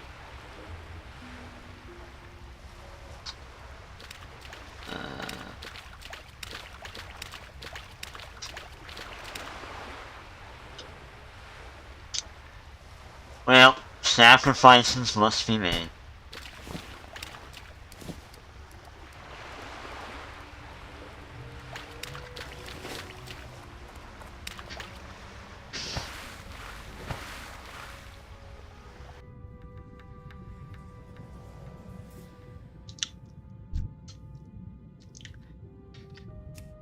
I was hoping it would have shoulder armor.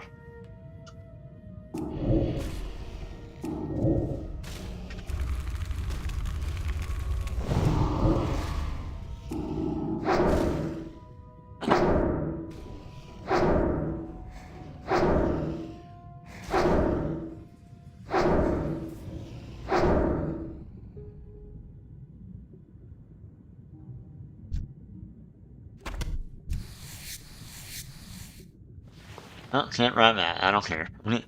I'm actually gonna get rid of, skinning. I don't really see a much of a benefit from it.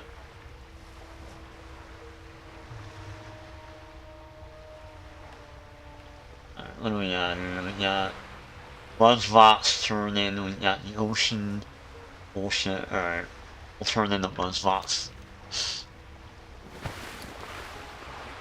Ocean mail,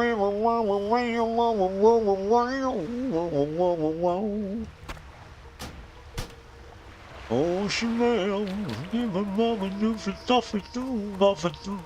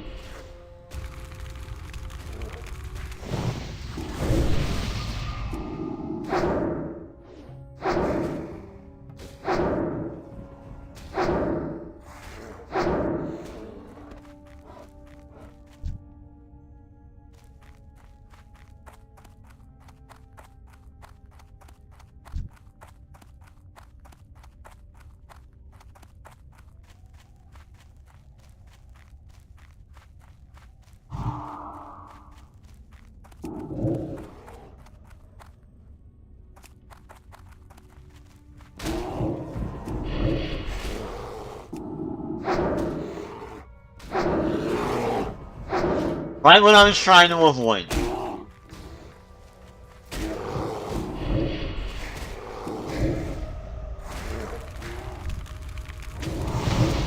Here's the third one. Ah, you wanna fight him? There you go.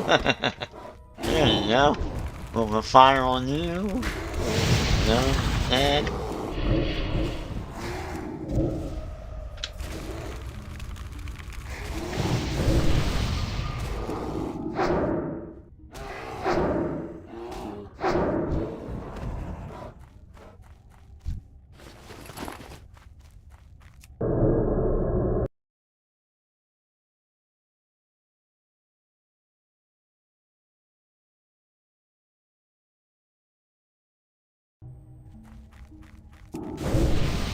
jumping off the world.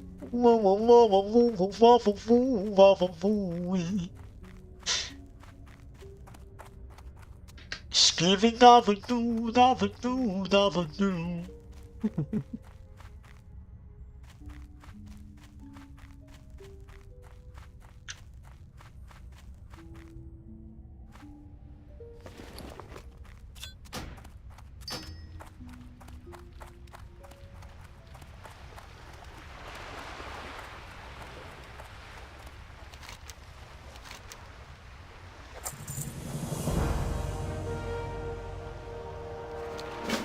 Okay, that's that. Now we can go here and collect a lot.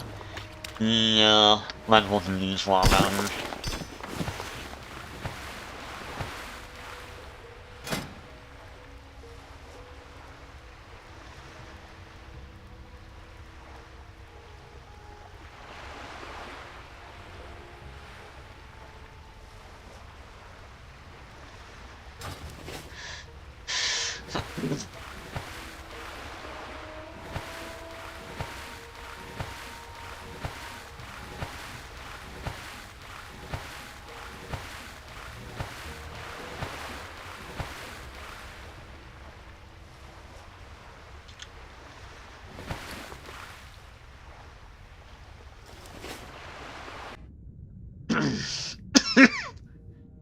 Now this is where I can use that fucking whatchamacallit.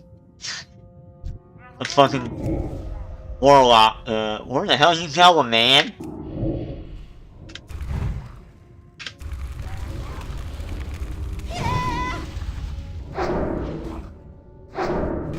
Oh, that's really unfortunate. Alright.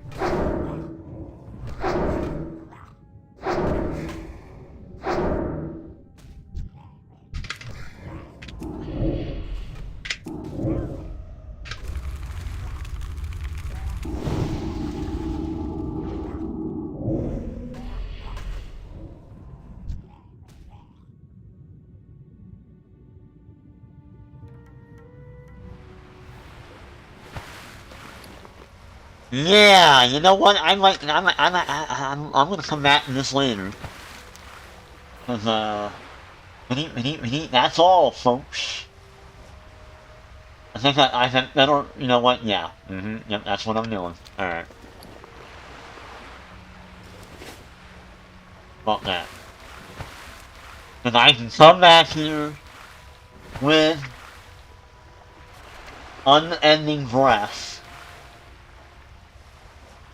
And not have to worry about drowning.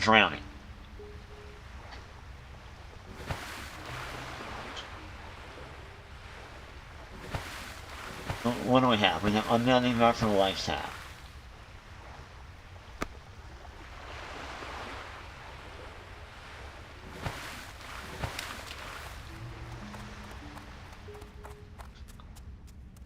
And we'll kill these guys too while I'm at it, right? What is it? The Moonstalker Fane. I don't know why I read that. I read that as Monster Fane. That's funny.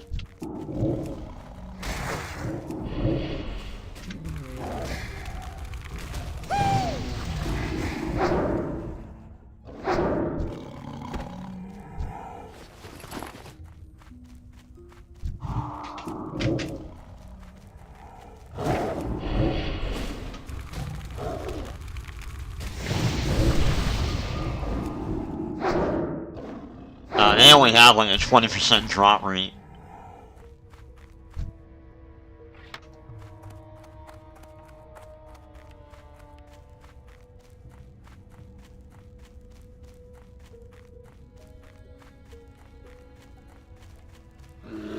Oh, you motherfucker, hide behind the tree.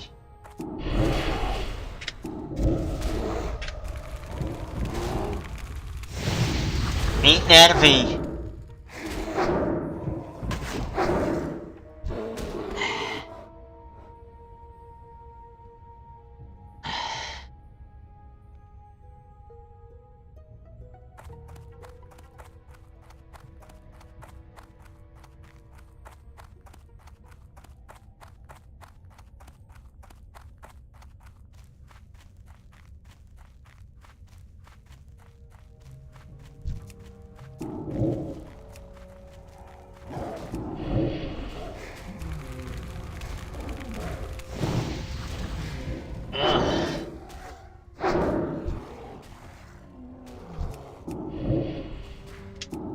I really do like double teaming you here.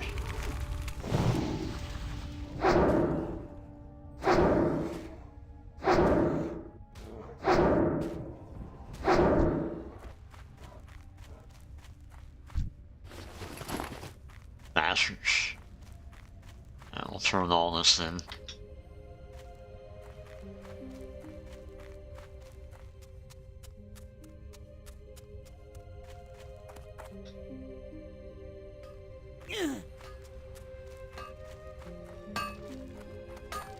What can I do for you?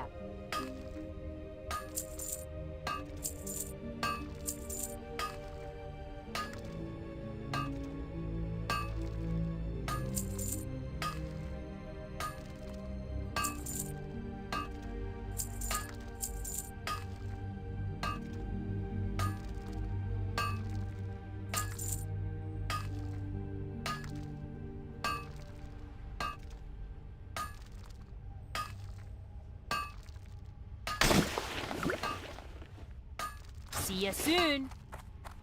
Alright. About to hit level 17. There we go. Ishnu Dal Diev. May the stars Ishnu guide you. Dal Diev. Be careful.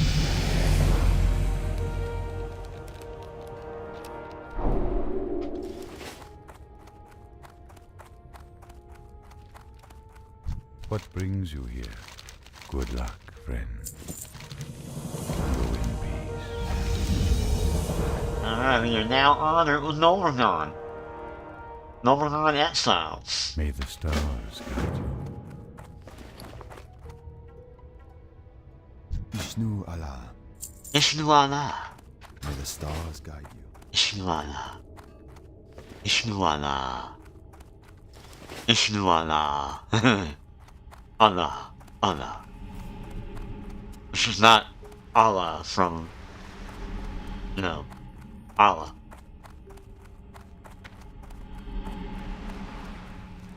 What brings you here? Del Nadris.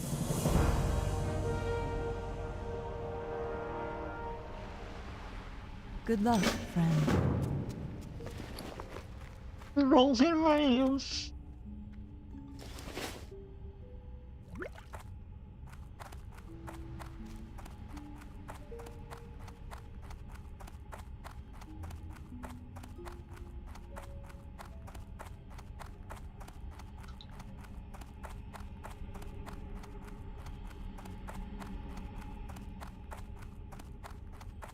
How may I help? Till next we meet. Goddess, watch over you.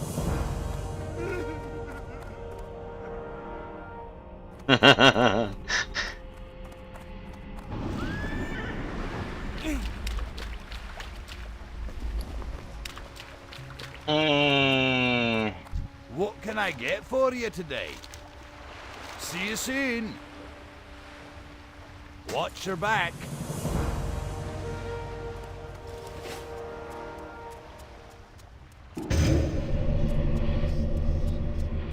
Now we have a problem. I'm a warlock.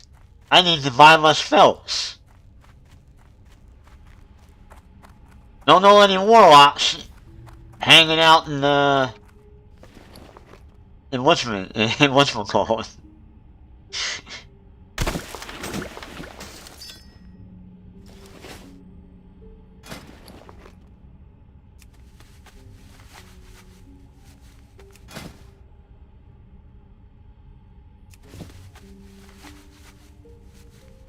Oh shit, I shouldn't fucking do that. What am I doing?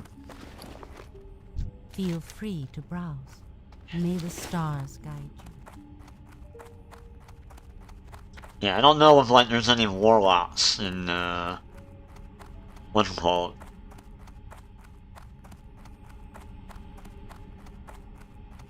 That's what I don't even know if there's warlocks and what's his name?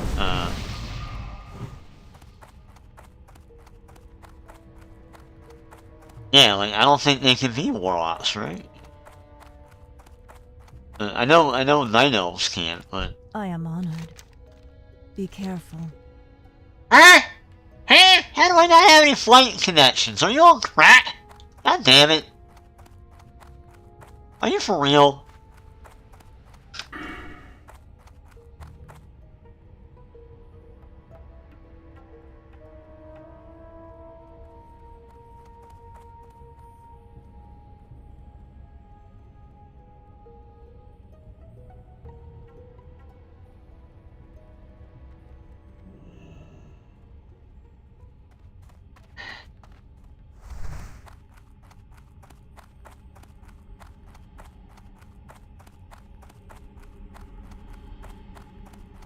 Like, I actually really need that spell. You know? Kinda need that spell.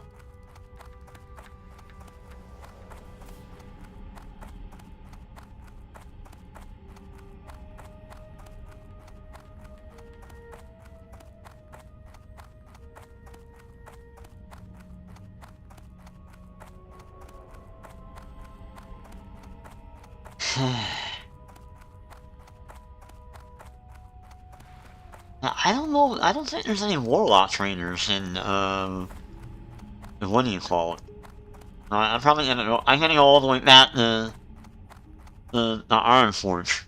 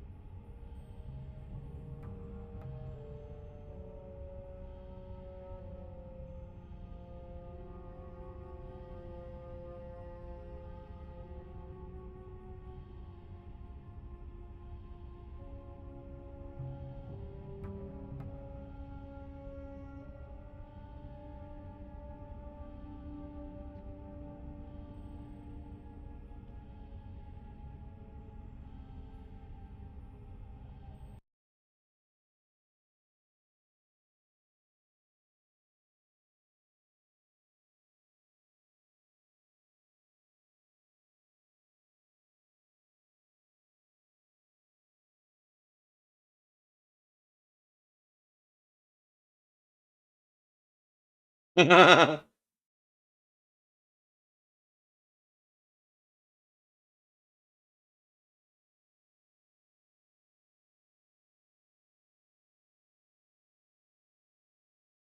fuck? And I just, oh no, I didn't.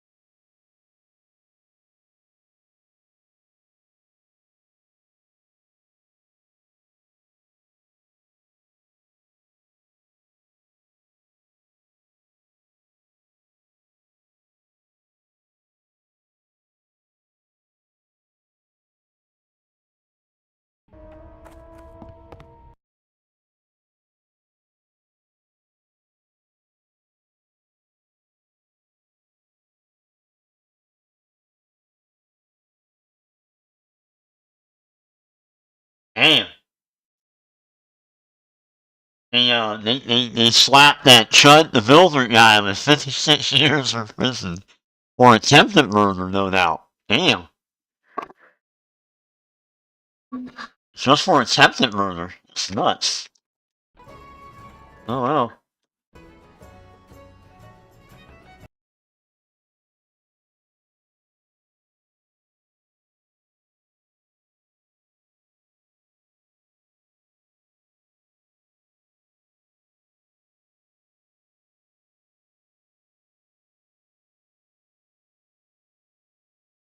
I think we're going to get an exchange here. Christian Cage hits a tag in, gentlemen. And look at the fans stand up. Referee Rick Knox's back was turned. He didn't see it. Different form of a meeting here.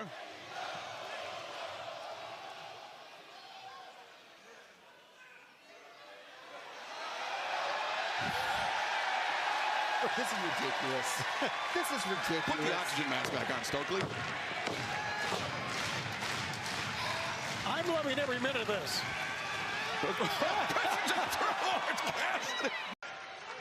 I think Comedy.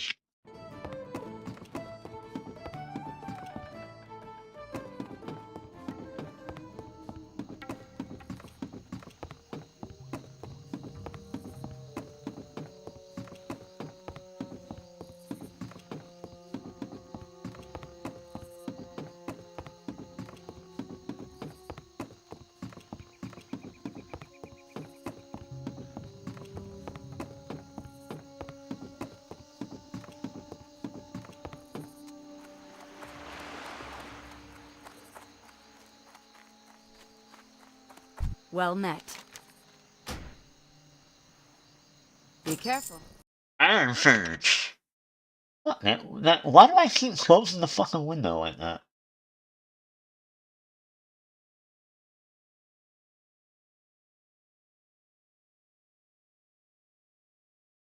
I love like the lip swap titles on Reddit right now. You're getting robbed by Trump in broad daylight. And I'm like, yeah, we are. What do we do about it? Any ideas? Anybody? No, they have no ideas. You know why? Because they put the article behind a paywall. This is from thevoort.com.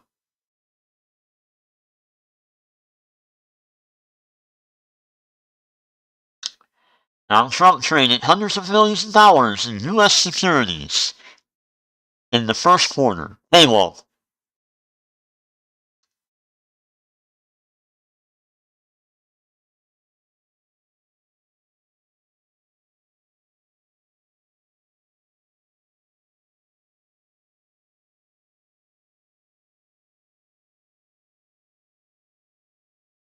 Alright, here's one. Trump's hantavirus official is a penis implant specialist.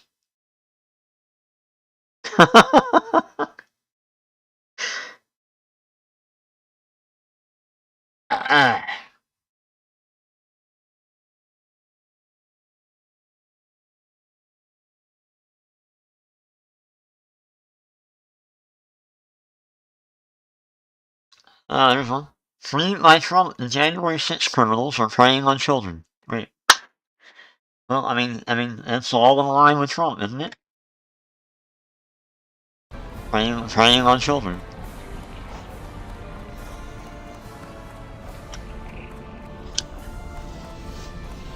Like, right now more than ever.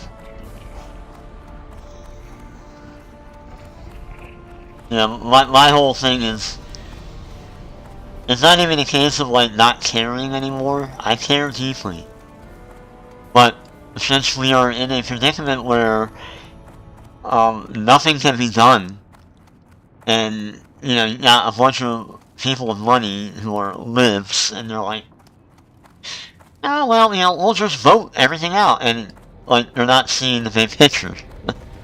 That they think everything's gonna work out in the end. It's like, no. You don't see it at all. We're fucked. You guys are fucking dumb.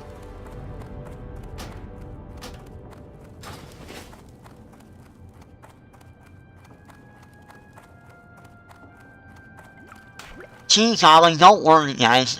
If we all just stick together, then like, no. You're not getting it.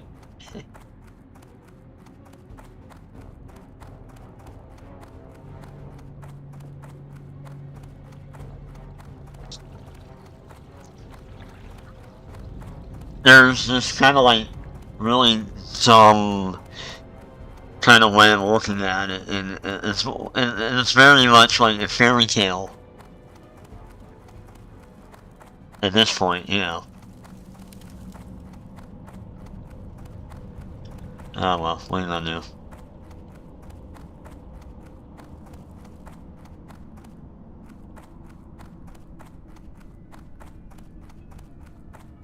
Where the hell's the warlock trainer? Oh wait a minute. What can I do for you? Okay. Safe travels. Good day to you. I don't buy that while I'm here. You have a great day now.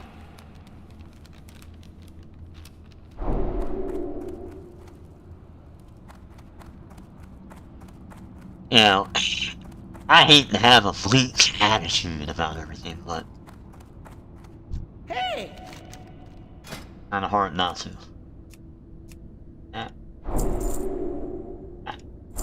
Off and away.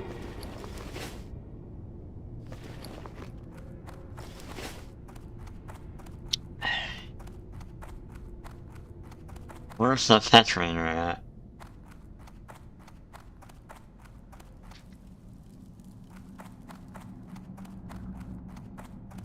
What can I do for you? I don't know. You tell me. Oh, shite! What do you want from me? Greetings. Alright.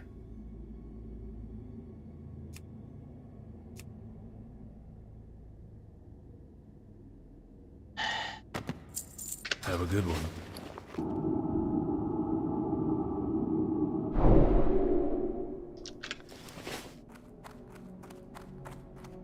Don't I have anything for the imp?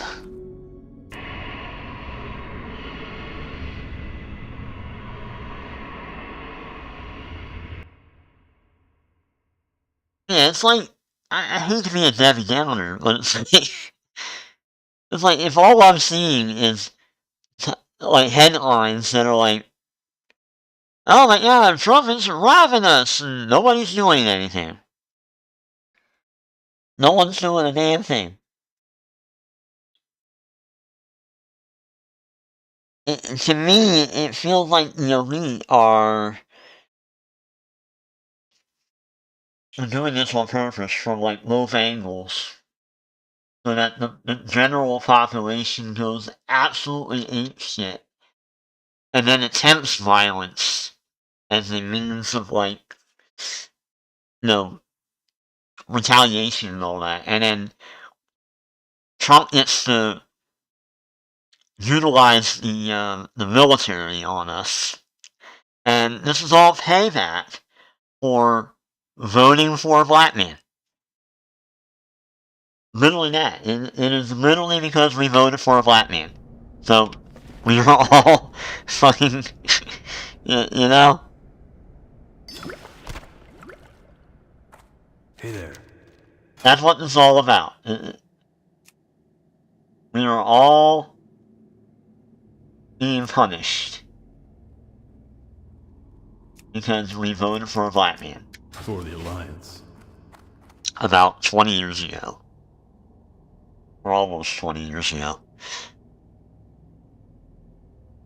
I think it's more than that, though. I think it's because, like, we've taken policies in a progressive way, somewhat. Not all, but... And I think this is just payback by them because the rich have had to pay so much in taxes. Oh.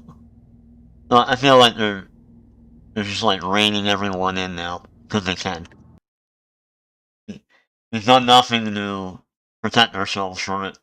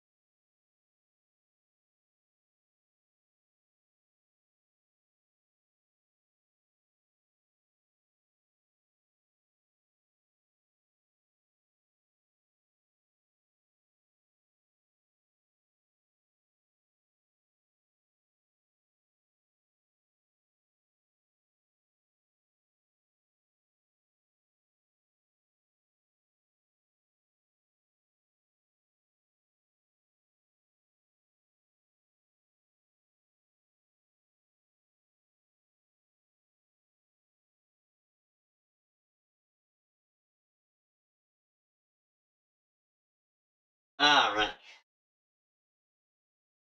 I'm back. So, beautiful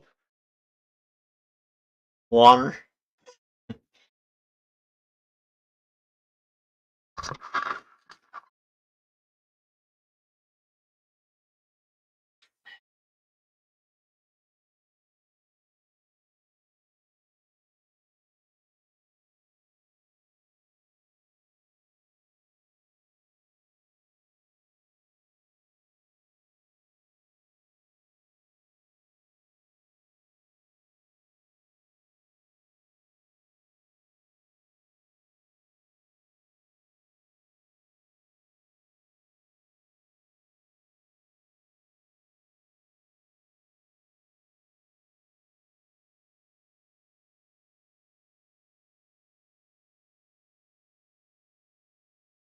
Oh, shut up, Johnson.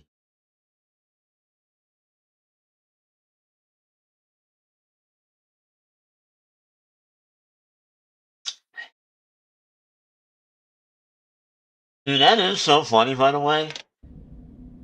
Trump went to fucking China and got fucking rolled. I've never seen someone swerve like he did, man. Like, oh my goodness, it was beautiful in a way. To watch him fucking beg for help. for China. That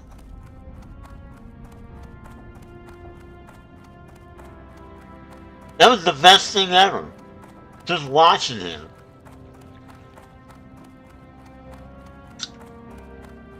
And people call him the, like, the MAGA people think that he's like such a great, deal maker. A great negotiator.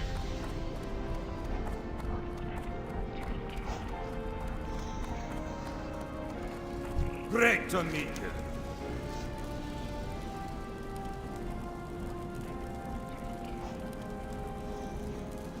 Be good. Yeah, it's like, if you voted for Trump, and your defense of Trump was, well, he's a really good deal maker. I like to know how you're feeling right now. Did you get your money's worth voting for him? Are you doing good? You probably are, actually. You're probably doing okay, Like, you're not starving or nothing like that. But, deep down, you gotta know that you got fucked over. And I hope that's visibly, something that we can visibly see. Pleased to meet you.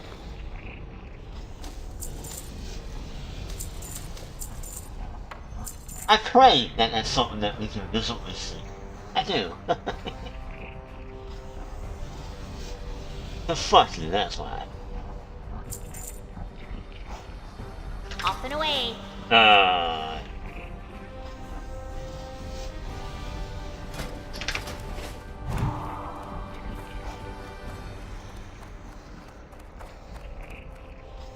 Greetings. Yeah, we're switching over the channel now.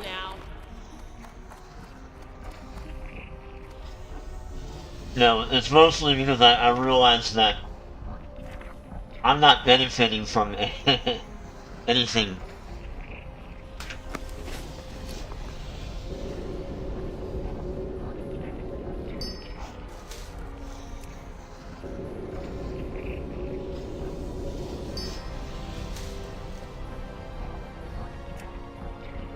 It's kind of like really the one downside to like enchanting is that you gotta have the stuff to disenchant, and it's not really easy to come by,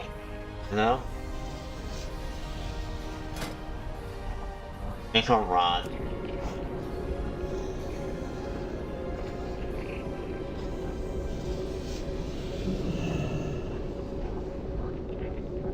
Oh, look at him with his fancy shit. Would you like to purchase something? Yeah, I need a wizard built. I'm just gonna buy it now, but that way. I will. Very good.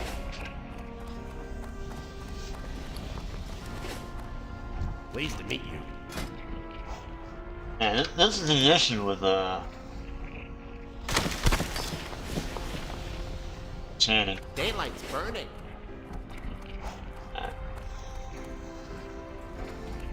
I say that's about all we got right here, huh?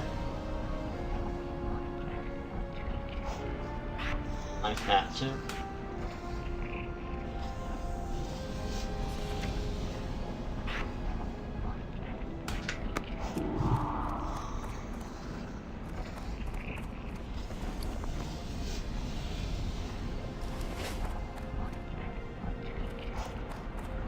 What I could do is finish what's it called?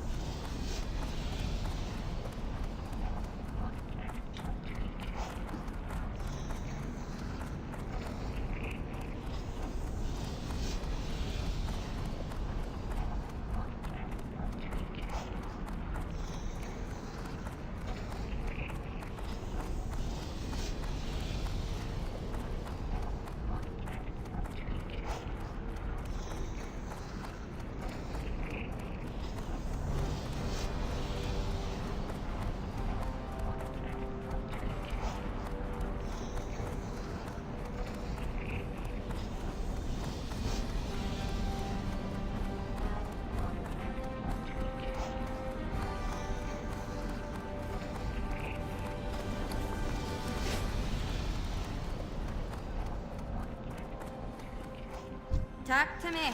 Safe travels. Well met. Safe travels.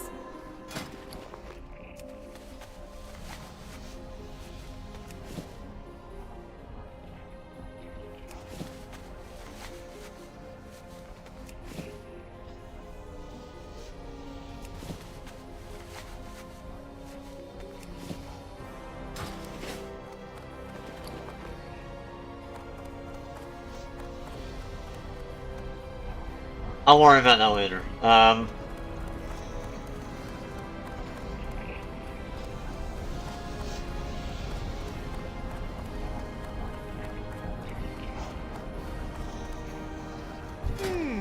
Interesting. Be seeing you. Where's the cloth guy at?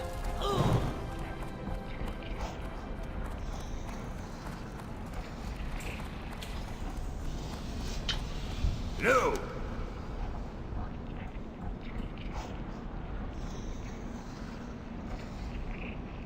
See you soon.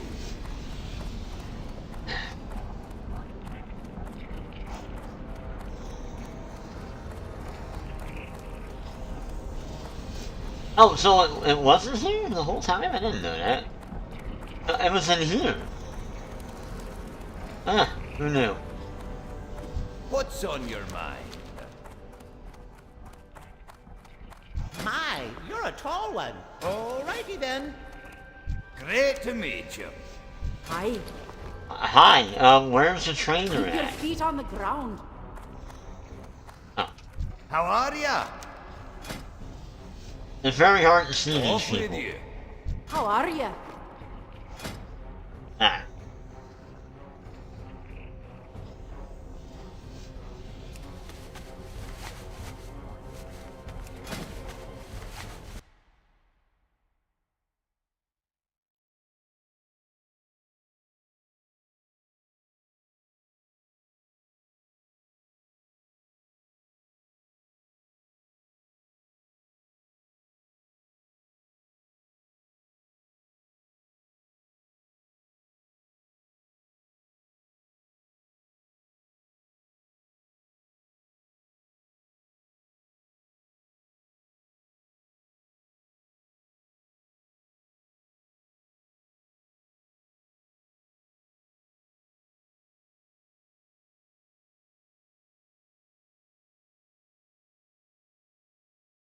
What is up, everybody? It's your girl, Denise Salcedo.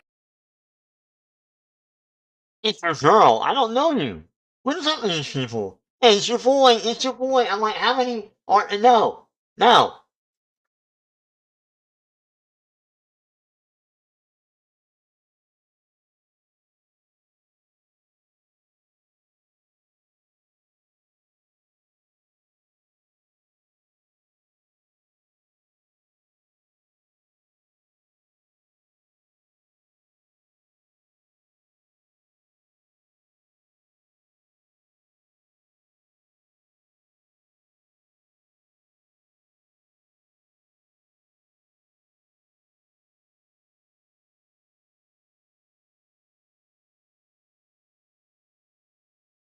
A bond at 1.25 million. Based upon the fact of how many people were in the courtyard, were here at the courthouse, and the seriousness of all these felonies, and his bond status. A bond at 1. Bro is done. That dude is fucking done.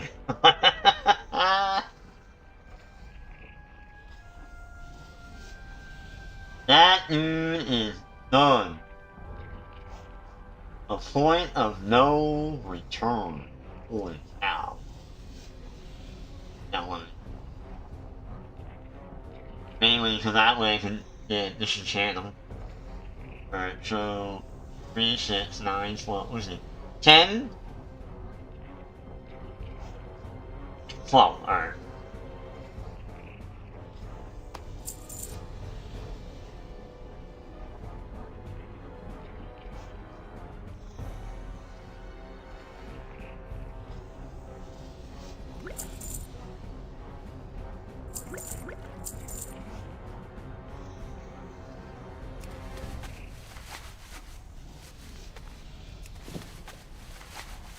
wrong minute in 90s.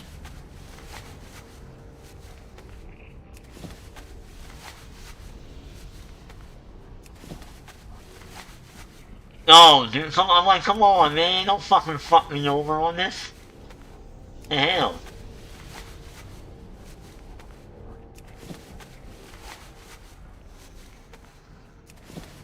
Oh, man.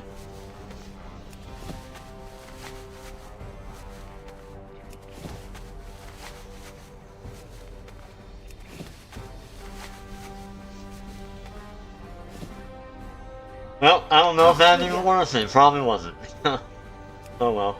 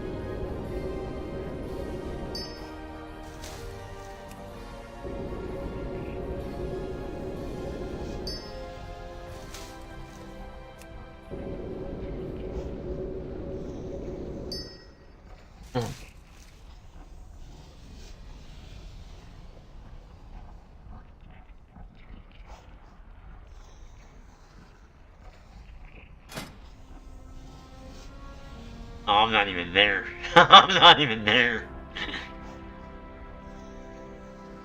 Alright, we'll see. Hi.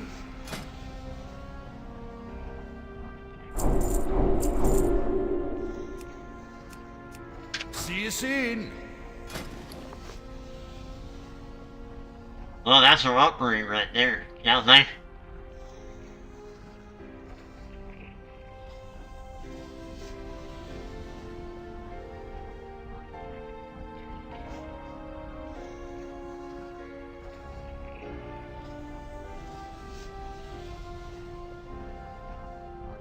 Alright. Now we gotta go back to Arcane Place.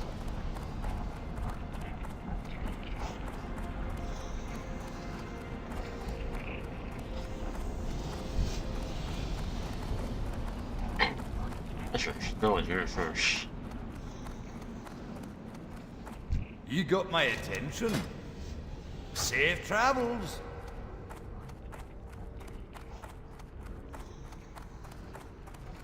What can I do for you? Safe travels. Oh, I know why. Yeah, I gotta start fishing. Yeah. Where the hell? I gotta find out where the hell I find that fish.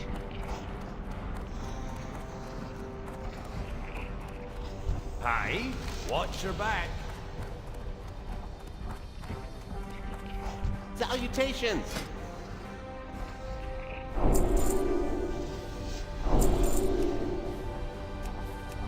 Be seeing you.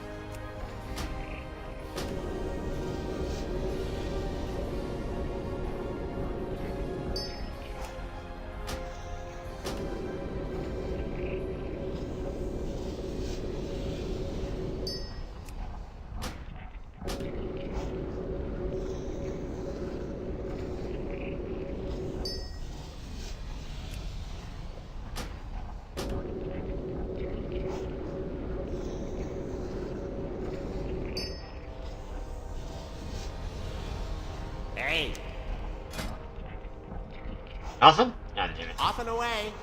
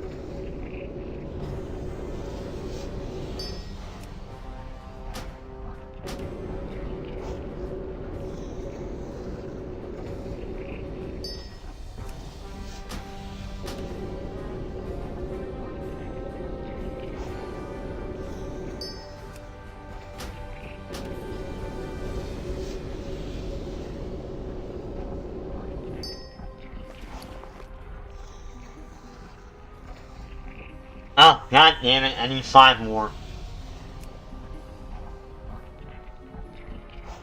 Can I help you?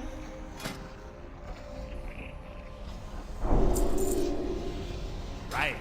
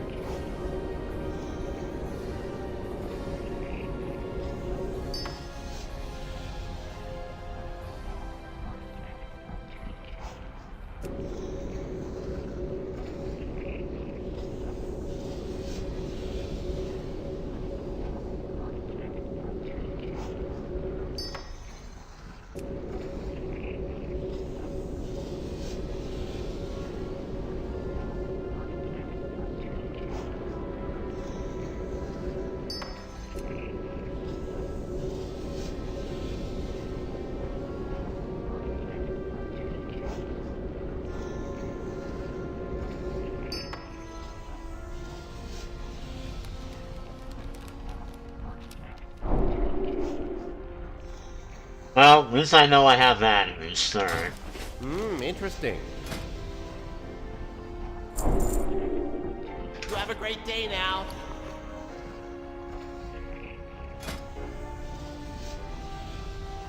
What do I need? Alright, I need 2 of these. Alright, and then... Well, now I need 1. Damn, alright. Oh, shit. Making a special purchase?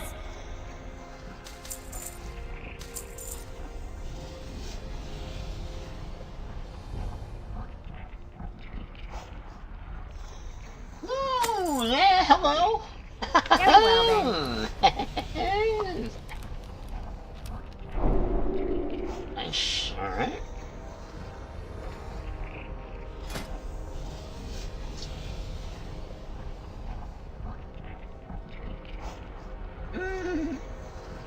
Alright, so I need 2 of these, which I have, alright. And I need only 1 of those.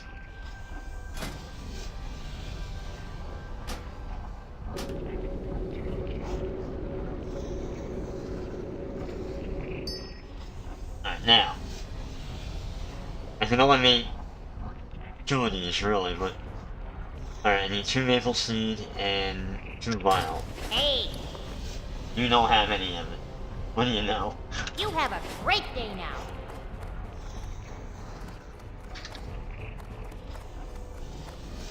Salutations! Off and away. You're a tall one. Very well then. Alright, where the hell would I find regions?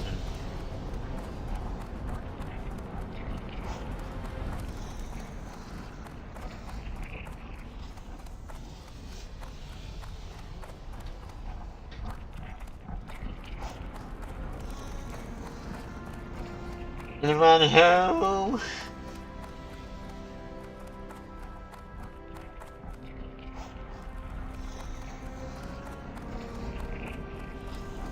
Well met.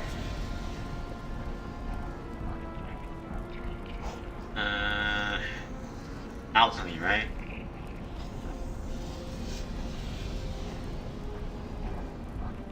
Keep your feet on the ground.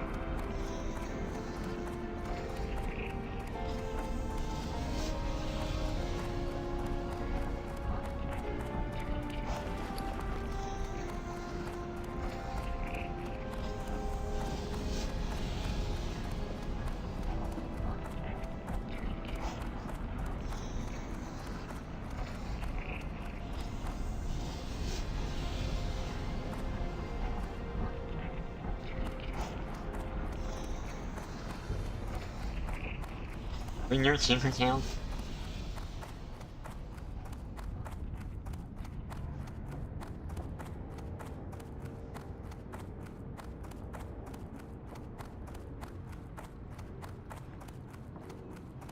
No.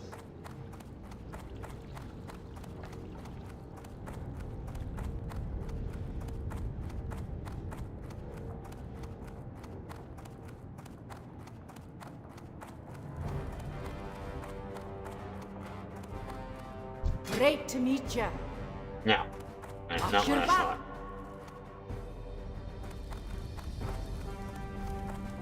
Greetings. Be seeing you.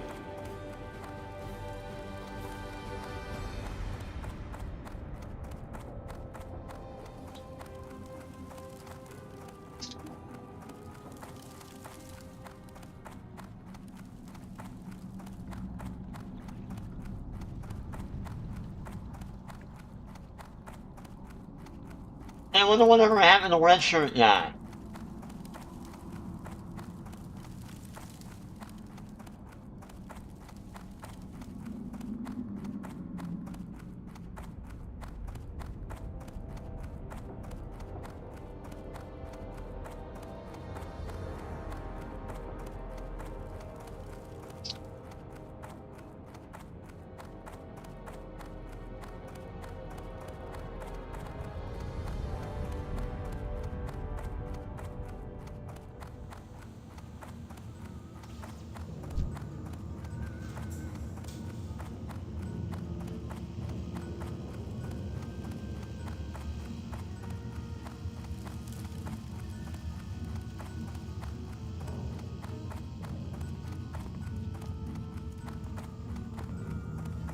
Need assistance? Very well then. Hi, how are you? Interesting. You have a great day now. Alright, what the fuck?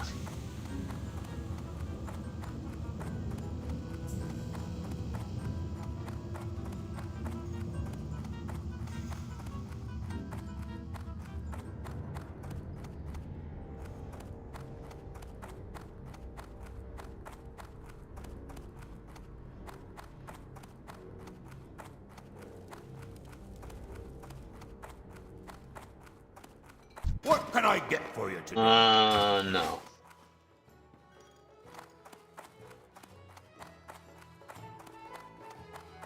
Great to meet you. See you soon.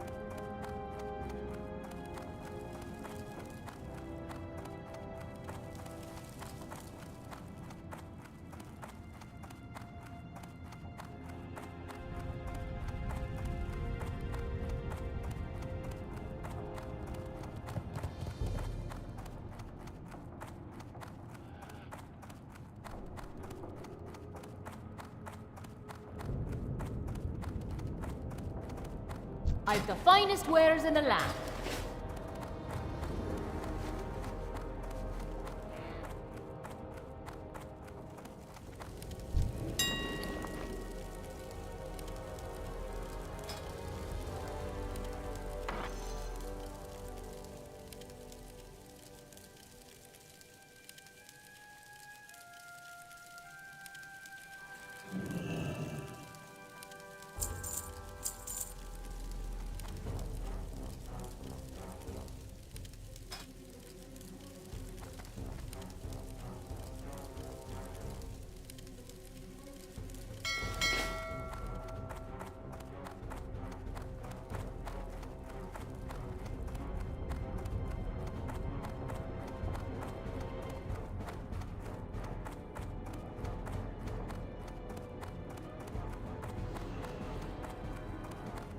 My god, you gotta be kidding me.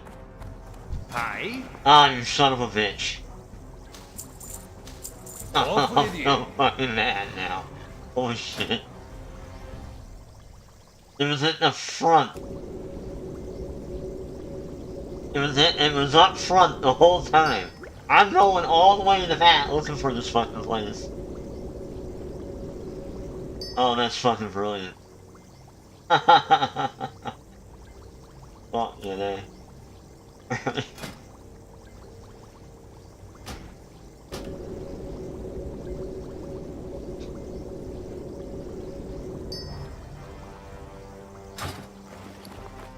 There you go.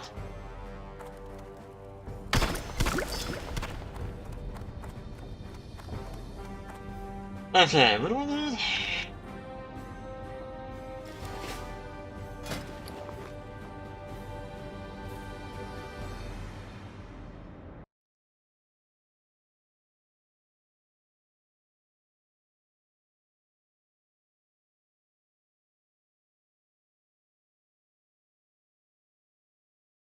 Golfrad, Adjuvale, Loch Modan, Silverpine, and Stone Talon. So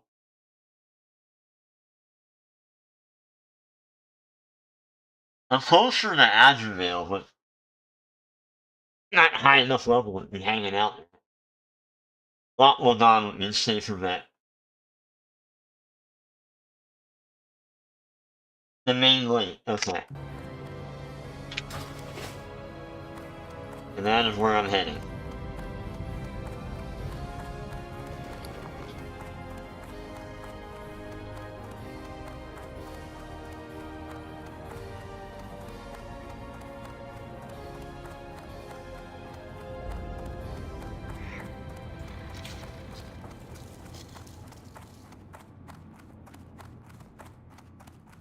You got my attention.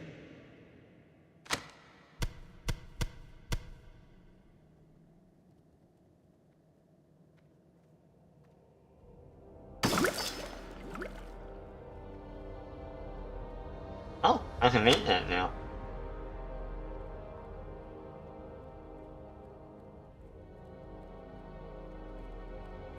Off with you.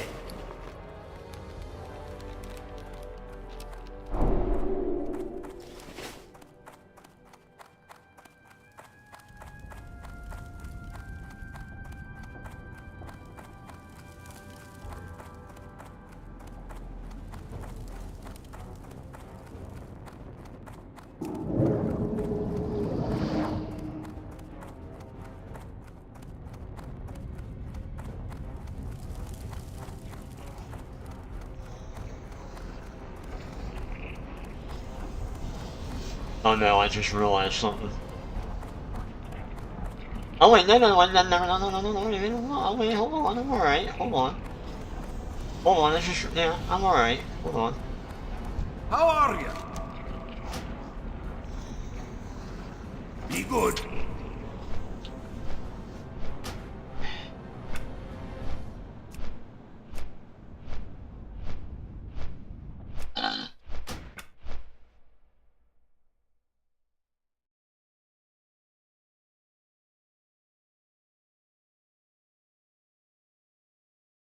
Reminder that all you need to go live is your phone. You literally just open Oh the my Twitch god, app that's on your all I need is a and press go phone? live, Oh, and you have a damn. setup right there. Man, you can be a Twitch streamer. All you need is a phone. I don't know. I don't know how like you think this would work out. It reminds me of, because this is reactionary, it reminds me of the way that Republicans look at like abortion bans, right? Well, they'll be like, I want it because it's murder. I'm like, okay, that sounds terrifying. Can you walk me through the steps of how you would ban abortion? What that would look like? Okay. And when you walk through those steps piece by piece, you realize this is a ridiculous position. How do you foresee this going? Let's say China's like, fuck it, we ball. We're going to go militarily invade Taiwan. What are the steps we're taking? Will this be good for the people of Taiwan? How will this be good for the people of Taiwan? Explain to me how we are waging war tens of thousands of miles away, and how this is going to be good for China, how it's going to be good for Taiwan, how it's going to be good for America. There is literally no like winning condition here. Okay. Got it. Nice. Ready for Toxic Elemental? Boring.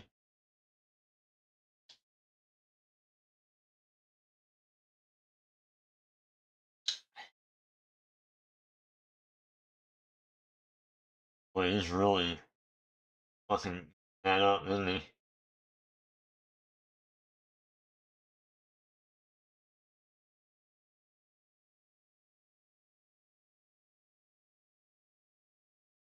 They're not telling us. Well, so what? They're not supposed to. They're NDA'd. What's up, everybody? I got some big breaking news here for you, and suffice to say, it is not pretty. It is not pretty. So sit back, relax, buckle up, because this is going to be a wild ride. So right off the bat here, absolute bloodbath in the U.S. market this morning. Almost $1 trillion has been wiped out in just 5 minutes after the market opened up. So that is a colossal disaster. And understand something, this is tied to the fact that inflation is coming in hot. Inflation is out of control. Okay, so that's a huge deal. We also have the U.S. 30-year Treasury yield soared to 5.12%, which is the highest level since the global financial crisis in 2008. Now, that's just a fancy way of saying that the interest that we pay on our national debt is now above 5%, which means just servicing that is now becoming very difficult. Okay, so on top of regular people now basically already living in a recession where gas is way too expensive, groceries are too expensive, people can't pay the bills, now it looks like we're also teetering on the brink of a market collapse. So really not good, really not good. We also have auto loan delinquencies just surged. I wonder what we'll do about it. Oh, nothing, of course. That's a disaster. We also have this. The Department of Agriculture projected that the nation's harvest is going to drop to the lowest level since 1972. Okay? This is terrifying because it invokes memories of the Dust Bowl, right? Like, are we going to be facing, because of climate change and our sheer idiocy, frankly, like Dust Bowl-like conditions in the near future? And how catastrophic will that be when we have so many mouths to feed and we have a very intricately tied in global economy?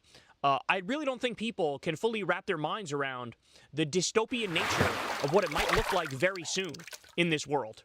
So just absolutely disastrous stuff there on the economic front. We also have some new stuff coming out about the Trump crime family. And when I tell you their corruption is above and beyond anything we've ever seen, not just in the United States, but perhaps in the world, in world history, I mean it, okay? So first, let's start with this. Trump purchased between $1 million and $5 million worth of NVIDIA stock on February 10th. That was only a week before NVIDIA, not NVIDIA. Computer processing power deal with AI and social media giant Meta. So very clearly, Trump had foreknowledge that this was going to happen, and he invested $1 million to $5 million in the company and profited massively off that, okay? He also previously purchased $500,000 to $1 million worth of NVIDIA stock on January 6th, and that was a week before the Commerce Department officially approved the sale of some NVIDIA chips to China. So again, the clearest open and shut case I've ever seen of insider trading. The fact that anybody would even bother to deny this literally means you disregard everything they say about anything ever, okay? These are jokes of human beings if they're willing to look you in the eye and disregard the plain-faced reality of what we're seeing here and the immense corruption of what we're seeing here. It's just absolutely insane what we're talking about here. So even just the fact that Trump approved these chips to go to China was a massive scandal because, you know, it gets rid of one of the very few strategic advantages we still have over China, but he was willing to do it for personal profit, quite literally like selling out the country right in front of our eyes so that he can make a shitload of money. Okay, but that's not it. We also have Trump-owned Dell stock. On May 8th, Trump said, go out and buy Dell. They're great. And Dell jumped 12% on that day. What he didn't mention is he already bought $5 million in Dell stock on February 10th. Then he bought more on March 2nd. Then he bought more on March 11th. And then he bought more on March 23rd. What a sick joke. The disclosure became public 4 days after the endorsement. So, yet again, we've never seen clear examples of insider trading.